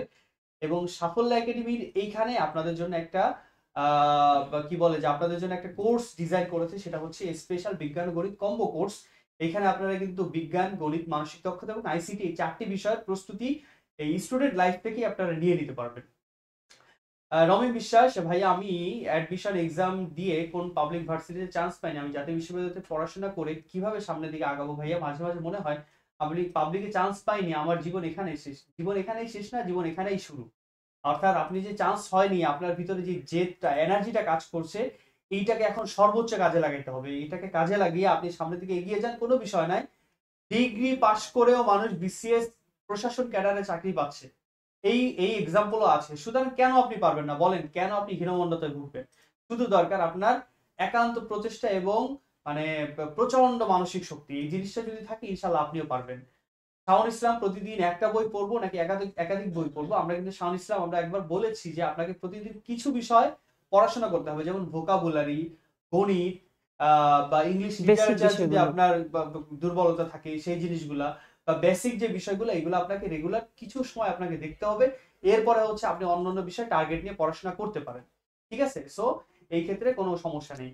আমরা মোটামুটি আমাদের প্রোগ্রামটা অনেক লাইভ এবং ইন্টারঅ্যাক্টিভ পাচ্ছি, এবং আমরা মোটামুটি শেষের দিকে আমরা ম্যামকে একটা জিনিস জানতে চাইবো যে যারা এখন প্রাইমারি প্রস্তুতি নিতে চায় তারা নিজেকে কিভাবে প্রস্তুত করবে? আমি অলরেডি বোধহয় এই বিষয়ে বলেছিলাম। আর ছোট করে আবার একটু যদি হ্যাঁ, বলেন। ছোট করে বলছি। আমি বলেছি হচ্ছে গিয়ে জব সলিউশনের কথা একজন জিজ্ঞেস করেছিল, job job solution solution. Very good. প্রথমেই তাকে হচ্ছে জব সলিউশনটা পড়তে হবে, আর হচ্ছে অঙ্কটা করতে হবে। অঙ্কের গণিত। হ্যাঁ, গণিতের কিছু প্রাইমারির জন্য স্পেসিফিক এ থেকে সব না, বিসিএস এর জন্য যেরকম বাস্ট সিলেবাস সেরকম না, প্রাইমারির জন্য কিছু স্পেসিফিক কিছু ম্যাথ থাকে, Right. সেই ম্যাথগুলো করলেই হবে। আর ইংলিশ গ্রামারটা স্ট্রং থাকতে হয়। English grammar. ইংলিশ গ্রামারটা একটু প্র্যাকটিস করতে হয়, ভোকাবুলারিটা ইংলিশের জন্য ভোকাবুলারি আর গ্রামারটা করলেই মোটামুটিভাবে কাভার হয়ে যায়। আর বাংলার জন্য যেটা বাংলা ব্যাকরণ, নবম দশম শ্রেণীর বাংলা ব্যাকরণ বইটা, ওটা পড়লেই এনাফ। আর হচ্ছে আমাদের তো জব সলিউশন তো আছেই। আর Exactly. আম, সাম্প্রতিক বিষয়গুলো খুব অল্প কিছু আসে, তো ওই current affairs, news paper, current affairs এগুলো সামান্য একটু পড়লেই হয়ে যায়। Okay, তাহলে আমরা কিন্তু তারপরে বিষয়টা কি, এখন তো সব জায়গায় প্রতিযোগিতা বেশি, হ্যাঁ, মানে পড়াটা যতটা বেশি পড়া না, এটা হচ্ছে কি আমি বললাম যে গোছানো একটা প্রস্তুতি, যদি কেউ বলে যে, কিন্তু আসলে গোছানো প্রস্তুতিটা আমরা একটা প্রস্তুতি কমপ্লিট করার পরে আমরা আসলে এটাকে বলতে পারি যে এতটুকু, আসলে এতটুকু জায়গায় আনতে তাকে মানে অনেকটা মানে পানি ঘোলা করেই তারপরে এই জায়গায় আসতে হয়। আমরা যেরকম বলতেছি যে এতটুকু এতটুকু পড়লে, আসলে এইটুকু হচ্ছে গিয়ে মূল, যেটা তাকে পড়তেই হবে, এটা না পড়লে সে তার হবে না। সাথে এরকম না যে এইটুকু পড়লে তার হয়ে যাচ্ছে। এখন তো সব জায়গায় কম্পিটিশন, কোশ্চেনটা অ্যানালাইসিস করতে হবে, যেমন আজ থেকে 5 বছর 6 বছর আগে কোশ্চেন প্যাটার্ন কেমন ছিল বা এখনকার কোশ্চেন প্যাটার্নটা কেমন, সেগুলো একটা অ্যানালাইসিস করতে হবে। তবে বেসিক বিষয় হচ্ছে গিয়ে বাংলা ইংরেজি গ্রামারটা ঠিক রাখতে হবে, আর হচ্ছে ম্যাথ, কিছু স্পেসিফিক কিছু ম্যাথ, এটা জব সলিউশন। আর সায়েন্স, ওই যে ডেইলি সায়েন্সের যে বিষয়টা, সেটাও জব সলিউশনই কভার করে। তারপরেও যদি কেউ, কারো যদি আগ্রহ থাকে, ইন্টারেস্ট থাকে, কারো যদি বেশি পড়তে ইচ্ছে করে, আসলে পড়ার তো কোনো, পড়লে তো লস নেই, আর পড়লে লসও নেই, পড়লে কোনো ক্ষতিও নেই। সেক্ষেত্রে ডেইলি সায়েন্সের জন্য যে আমাদের বোর্ড বইগুলো, সেই বোর্ড বইগুলো সে পড়তে পারে। তাহলে হয় কি যে প্রাইমারি পড়লো ঠিক আছে, প্রাইমারি চাকরি হলো, তখন কিন্তু সে কিছুটা বেশ আগায় থাকবে, তখন তার মনে হবে যে না, আমার তো অনেক পড়া আছে, আমি যাই না, দেখি আমি আরেকটু চেষ্টা করি। কোনো চাকরি অন্যান্য, হ্যাঁ, কারণ দেখা যাচ্ছে যে একটা চাকরি না হওয়ার আগে যতটা সময় সে পাবে, একটা চাকরি হওয়ার পরে আসলে ততটা সময় পাবে না। এক্ষেত্রে আমি কিছুটা যেমন আমি নিজে আগায় রাখতাম, আমি যখন প্রিলি পড়তাম, বিশেষ প্রিলি পড়তাম, তখনই আমার কাছে মনে হতো যে আমি আজকে যেরকম সময়টা আমার, এই বিষয়টা আমি সবসময় খেয়াল করে রাখতাম যে আমি আজকে যেভাবে সময় পাচ্ছি, আমার তো 2 বছর পরে বা 1.5 বছর পরে আমি সেই সময়টা নাও পেতে পারি। আমি এখন প্রিলি পাস করি বা না করি সেটা ম্যাটার না, আমি সায়েন্সটা ঠিক করে ফেলি। আমি আমি সায়েন্সের সব টপিকস, যেমন আমার হাজব্যান্ড ক্ষেত্রে সে ইঞ্জিনিয়ার, তার কাছ থেকে আমি ব্যাপক সহায়তা নিয়েছি সায়েন্সের জন্য, তাকে আমি অনেক জ্বালিয়েছি বলতে গেলে। তো হচ্ছে কি আমার কাছে সে বলতো যে আগে প্রিলি পাস করো, বলতাম যে না, সময় হবে না, সময় হবে না। আসলে তো আমি তখনও জানতাম না যে আমাকে কোনো একদিন বেবি নিয়ে আমাকে পড়াশোনা করতে হবে। তা আমি কিছু পড়া আসলে আগেই গুছিয়ে রেখেছি। এখন যারা অনার্স ফার্স্ট ইয়ার সেকেন্ড ইয়ারে তারা বলতেছে, বা যাদের হাতে সময় আছে, আমি তাদেরকে একটা কথাই বলবো, যে বিষয়গুলো কখনো চেঞ্জ হয় না, যে বিষয়গুলো বেসিক, অনেকেই ইংলিশে ভালো না, কেন ভালো হবে না? আমরা একটু রিসার্চ করলেই তো কত বিষয় পিএইচডি করা যায়, 1 বছর 2 বছর, তোমার হাতে তো প্রচুর সময়, একটা স্টুডেন্টের হাতে প্রচুর সময়, সে যদি একটু সময় দেয় সে, এবং এই যে একটা চিন্তা ভাবনা না, আমি এটা খেয়াল করেছি, যদি কেউ বলে আমি এটা পারি না, এই চিন্তা ভাবনাটা আগে বাদ দিতে হবে। পারি না বললে তার মাথাটা ওইভাবে সেট হয়ে থাকে, তার মস্তিষ্ক বলে তুমি এটা পারো না, কিন্তু আসলে তার চিন্তা করতে হবে যে না, আমি পারি না কেন, আমি পারবো, অবশ্যই পারবো। যেমন আমি নিজে ইংলিশে একটু ভালো, ম্যাথে ম্যাথে দেখা যায় যে নর্মালি কিন্তু এরকম একটু বাইনাসের এরকম হয়, যার ইংলিশ ভালো তার ম্যাথে একটু দুর্বলতা থাকে, কিন্তু তাতে কি হয়েছে, দুর্বলতা কি, যতই দুর্বলতা থাকে আমার কাছে মনে হতো যে না, আমার প্র্যাকটিস করতেই হবে, পারতেই হবে, চেষ্টা করতাম। তো এভাবে করতে করতে কিন্তু দেখা গেছে কি যে চেষ্টা করতে করতে, এবং এটা সবচেয়ে মজার বিষয় যে ম্যাথটা আমার কাছে মনে হতো আমি ইংলিশটা ভালো পারি, ম্যাথটা বোধহয় কম পারি, কিন্তু একটা টাইমে ইংলিশকে আমি কম সময় দিতাম, আমার কাছে মনে হতো যে না, আমি এটা এমনিতে আসলে পারবো। তো তাহলে আমি ম্যাথকে সময় দিই। ম্যাথকে সময় দিয়ে দিয়ে কিন্তু এরকম একটা অবস্থা আমার সৃষ্টি হয়ে গিয়েছিল যে ম্যাথে আমি ভালো করে ফেললাম, আমার ম্যাথের অবস্থা ভালো হয়ে গেল। তাহলে এই যে আমরা বলি দুর্বলতা, আসলে কোনো স্পেসিফিক বিষয়ে আসলে কারো দুর্বলতা নেই। শুরু থেকে বা ছোট থেকেই বা কোনো না কোনো কারণে সে প্রপার গাইডলাইন পায় নাই, অথবা প্রপার সে পড়াশোনা করে বা ওই সাবজেক্টটা তার মানে ইন্টারেস্টের জায়গায় ছিল না, তাই সে পারে না। কিন্তু না পারার মতো ইংলিশ, যে অঙ্ক পারবে সে ইংলিশে পারবে, যে ইংলিশ পারবে সে অঙ্ক পারবে, বা এরকম কোনো ইয়া নেই যে আসলে আমরা তো হিউম্যান বিং, আমাদের সবচেয়ে সুপিরিয়র মেধা আমাদের, তো পারবো না এই এই কথা চিন্তা। বলার মানে আর কোনো আচ্ছা সুযোগ না, নাই, এই অর্থাৎ এবং আমাকে এই চিন্তা ভাবনাটা তাকে বাদ বাদ দিতে দিতে হবে হবে। অর্থাৎ যে আমি আমরা পারি যদি না। মানে আমাদের গোলে পৌঁছাতে চাই, তাহলে আমরা পারি না এই কথাটা হ্যাঁ, আমাদের টোটালি মাইন্ডসেট থেকে বাদ দিতে হবে। আমরা যদি একটু সামারাইজ করি যে আমাদের যে পয়েন্টগুলো নিয়ে আলোচনা করলো, দেখেন আপনাকে বলছে যে বিজ্ঞানে গুরুত্ব দিতে হবে, গণিতে গুরুত্ব দিতে হবে, ইংলিশে গুরুত্ব দিতে হবে, এবং হচ্ছে ভোকাবুলারিতে গুরুত্ব দিতে হবে, ইংলিশ গ্রামারে গুরুত্ব দিতে হবে, বাংলার জন্য বোর্ড বই পড়তে হবে, এবং বিজ্ঞানের জন্য বোর্ড বই পড়তে হবে। এই কথাগুলোকে যদি আমরা সামারাইজ করি, এই পয়েন্টগুলাই পাই। এবং হচ্ছে যেটা বলছে যে সে সায়েন্সের জন্য বা গণিতের জন্য হচ্ছে আমাদের ভাইয়া অর্থাৎ তার হাজব্যান্ডের থেকে সে সহযোগিতা পাইছে। আপনাদের যদি এরকম ভাইয়া বা হাজব্যান্ড যদি এরকম সহযোগিতা না করে বা ইঞ্জিনিয়ার না থাকে, তাহলে আপনাদের জন্য কিন্তু সাফল্য একাডেমি আছে। সুতরাং আপনাদের সেটাই। কিন্তু টেনশনের কোনো দরকার নেই। শুধু যে কাজটা করতে হবে সেটা হচ্ছে কি, যে আমাদের ম্যাম যে কথাগুলো বললো বা যে পয়েন্টগুলো নিয়ে কথা বললো, এইগুলো নিয়ে আপনাকে এগিয়ে যাইতে হবে। এখন আপনারা বলতে পারেন যে আমি তো আসলে বিজ্ঞান বা গণিত বা হচ্ছে ইংলিশ, এই জায়গায় আমার অনেক সমস্যা আছে। দেখেন আপনাদের যাদের সমস্যা আছে তাদের জন্যই কিন্তু সাফল্য একাডেমি, আর যাদের কোনো সমস্যা নাই তারা কিন্তু নিজেরাই প্রস্তুতি নিতে পারবে। সেই ক্ষেত্রে তার একটা জিনিস দরকার হবে, সেটা হচ্ছে গাইডলাইন। সেই গাইডলাইনটাও যদি সে বুঝে নিতে পারে, তাহলে সে কিন্তু নিজেই যথেষ্ট। আর যদি গাইডলাইনটা দরকার হয়, তাহলে সাফল্য একাডেমি আছে আপনাদের সাথে। আর যে সমস্ত বিষয় বললো, এই সমস্ত বিষয় যদি কোনো উইকনেস থাকে, তাহলে সাফল্য একাডেমি আছে আপনাদের সাথে। আপনারা জানেন যে প্রাইমারি শিক্ষক নিয়োগ, সহকারী শিক্ষক নিয়োগ কোর্সের জন্য বা পরীক্ষার জন্য আমরা কিন্তু একটা কোর্স নিয়ে ডিজাইন করেছি, আপনাদের জন্য কোর্স নিয়ে এসেছি। সুতরাং যারা প্রাইমারির জন্য প্রস্তুতি নিতে চান সাফল্য একাডেমির সাথে, তারা কিন্তু আমাদের এই কোর্সটিতে আপনারা ভর্তি হতে পারেন। এছাড়াও প্রাইমারি নিয়ে 4 দিনের একটি বা 4টি ক্লাস, 4টি এক্সাম এবং একটি অ্যাসাইনমেন্টের কিন্তু আমাদের একটা ফ্রি কোর্স আমরা রান করেছি, এটাতেও আপনারা মানে ভর্তি হয়ে যেতে পারেন। একেবারে শেষে চলে আসছি, আমরা প্রাইমারি নিয়ে কথা বলেছি, একেবারে শেষে এসে আমরা বলবো কেউ যদি এখন বিসিএস প্রস্তুতি নিতে চায় সে কিভাবে শুরু করবে। আমার মনে হয় উত্তরটা অনেকটা কাছাকাছি হবে। তারপরেও যদি স্পেশাল যদি দু একটা পয়েন্ট থাকে, একটু যদি আমাদের সাথে শেয়ার করতেন। বিশেষ প্রস্তুতির ক্ষেত্রে প্রথমে বিষয় হচ্ছে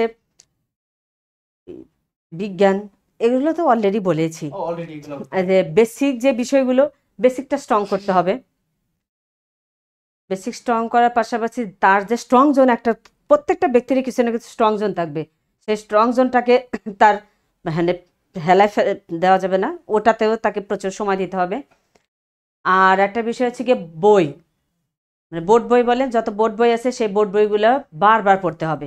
আর সবচেয়ে বড় বিষয় হচ্ছে গিয়ে একই পড়া বারবার পড়তে হবে, বিরক্ত হওয়া যাবে না এবং মনে করা যাবে না যে এই বইটা আমি শেষ করেছি, এটা আমার হয়ে গেছে। না, একই জিনিস বারবার পড়তে হবে। সবচেয়ে মোস্ট ইম্পর্টেন্ট যে কথাটা আমি বলবো সেটা হচ্ছে প্রচুর এক্সাম দিতে হবে। এই একটা মাত্র ভুলের কারণে আমার বিসিএস ক্যাডার হতে বেশ কয়েক মানে সময় লেগেছে। সময় লেগেছে। আচ্ছা, দুইটাই বিসিএস আমি পিছিয়ে গিয়েছি শুধুমাত্র আমার এক্সাম না দেওয়ার কারণে। এবং এই গাইডলাইনটাও মানে এই যে উপলব্ধি বা এই গাইডলাইন, সেটা আমি পেয়েছি আমার হাজব্যান্ডের কাছেই। বা আপনারা যদি যাদের মানে সবার তো আর ফ্যামিলির মধ্যে ফ্যামিলি পার্সনও থাকবে না, বা সবার আসলে ফ্যামিলিতে ওইভাবে গাইডলাইনটা থাকেও না, যেমন আমাদেরই ছিল না, আমাদের দুজনেরই ছিল না। আমরা নিজেরা আমার এই যে এই বিষয়টা হচ্ছে কি যে আমাদের বুঝতে এই কারণে সময়টা একটু বেশি লেগেছে। তো যারা এখন, তো আপনারা অনেক লাকি, আপনারা আপনাদের হাতের সামনে এখন অনেক কোচিং আছে, অনেক গাইডেন্স আছে, আপনারা এদেরকে ফলো করেন। আর প্রচুর এক্সাম দিতে হবে, যেটাই পড়ুক প্রচুর এক্সাম দিতে হবে, বারবার পড়তে হবে। আপনাদের একটা জিনিস বলে রাখি, এই যে ম্যাম যে কথাটা বললো প্রচুর এক্সাম দিতে হবে, আমরা কিন্তু ঠিক এই জিনিসটা রিয়েলাইজ করে আমরা কিন্তু বিসিএস যারা প্রস্তুতি নিচ্ছে তাদের জন্য কিন্তু আমরা একটা এক্সাম কোর্স নিয়ে আসছি, অর্থাৎ 100 দিনের একটা এক্সাম কোর্স। আমাদের কিন্তু এক্সাম কোর্সে অলরেডি ভর্তি চলছে এবং এই এক্সাম কোর্সের এক্সাম শুরু হবে 25 তারিখ থেকে। সুতরাং যারা হচ্ছে বিসিএস প্রস্তুতি নিচ্ছেন কিন্তু এক্সাম দিবেন বা নিজেকে জাজ করবেন কিভাবে, প্র্যাকটিস করবেন কিভাবে, তো তারা কিন্তু আমাদের এক্সাম কোর্সে ভর্তি হতে পারেন। এক্সাম কোর্সে মাত্র আমাদের 500 টাকা কোর্স ফি। তবে প্রথম 100 জনের জন্য আমরা কিন্তু 400 টাকা নিচ্ছি, এবং এই 100 জনের ভিতরে যদি আপনি থাকতে চান তাহলে দ্রুত ভর্তি হয়ে নিন। এই এক্সাম কোর্স আমাদের যে কোশ্চেন গুলা বা প্যাটার্ন গুলা বা কোয়ালিটি গুলা, এগুলো কিন্তু সব বিশেষ ক্যাডাররাই নিয়ন্ত্রণ করতেছে বা পরিচালনা করতেছে। সুতরাং ইনশাআল্লাহ এই এক্সাম কোর্সের মাধ্যমে কিন্তু আপনারা আপনাদের কাঙ্ক্ষিত জায়গায় পৌঁছাতে আমি পারবেন। আসলে একটা এক্সাম নিয়ে একটা কথা বলি। ওকে যেমন আমার সবসময় মনে হতো যে এক্সাম দেব পড়া শেষ করে, ওকে এই টপিকসটা শেষ করি, এই করি সেই করি, এরকম করতে করতে মানে আমার এক্সামটা দেওয়া হতো না। আসলে আমি আমার নিজের যে ইয়াটা নিজের অভিজ্ঞতা আলোকে আমি বলবো যে আপনারা পড়া হোক বা না হোক এক্সাম দেন। কারণ এক্সাম এখানে তো এরকম না যে কোনো পানিশমেন্ট আছে বা এরকম কিছু। এক্সাম দিলে অ্যাটলিস্ট অতটুকু ওই বিষয়গুলো পড়া হয়ে যায়। আর ভুল হয়, যখন ভুল হয় বারবার, যখন এক্সাম দেওয়ার ফলে যেটা ভুল হয় সেই ভুলটা আর কখনো পরীক্ষার হলে হয় না। এই জন্য প্রচুর এক্সাম দিতে হবে। সেটা আপনি ঘরে দেন, আপনি কোচিং সেন্টারে দেন, আপনার হচ্ছে গিয়ে মডেল টেস্ট কিনে দেন, এক্সাম দিতে হবে।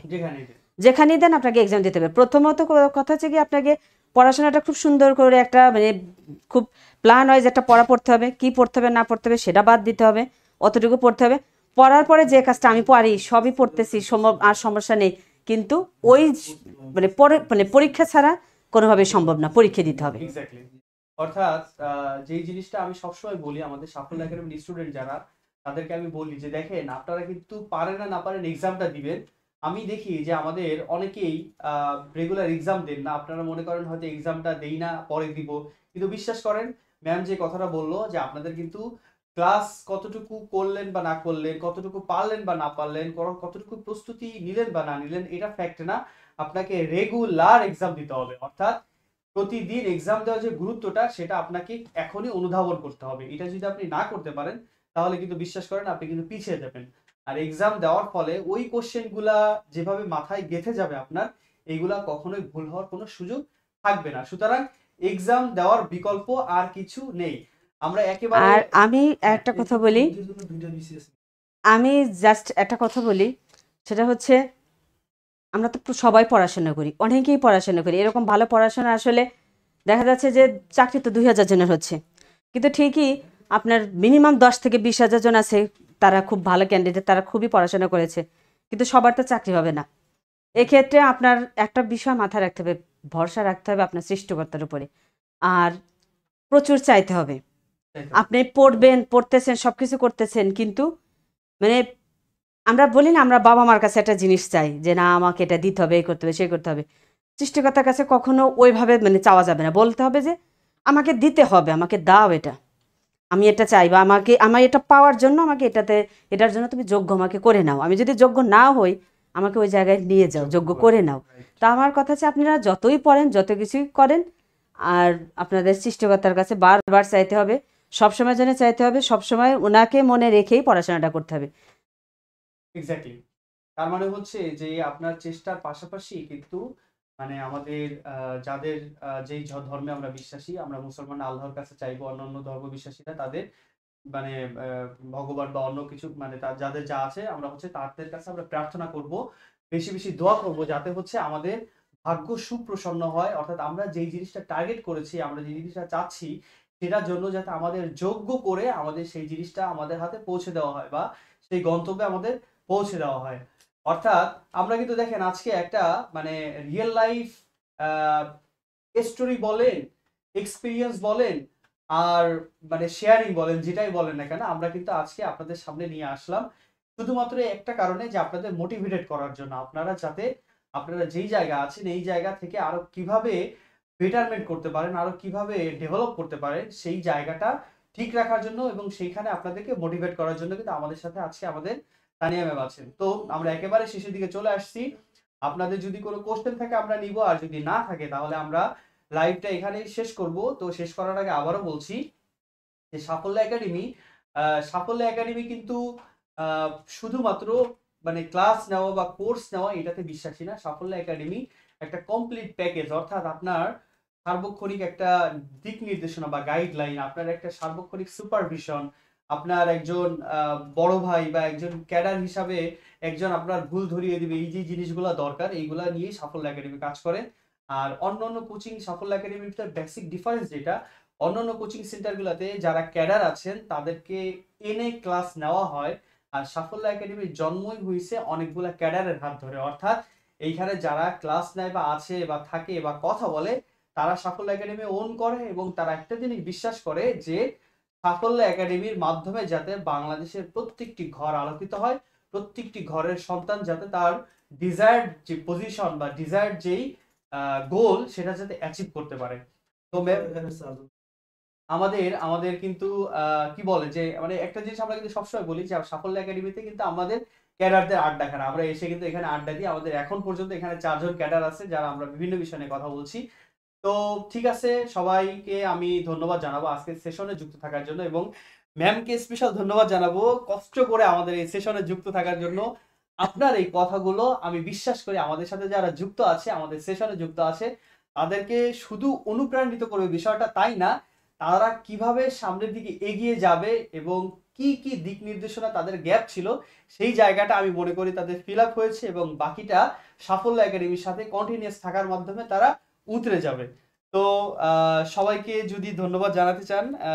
থ্যাংক ইউ সবাইকে এত সুন্দর আমাদেরকে সাপোর্ট করার জন্য, প্লাস বিভিন্ন কোশ্চেন টোশ্চেন জানার জন্য। আর আরও যদি কারো কোনো কোশ্চেন থাকে জানার থাকে আপনারা জিজ্ঞেস করতে পারেন।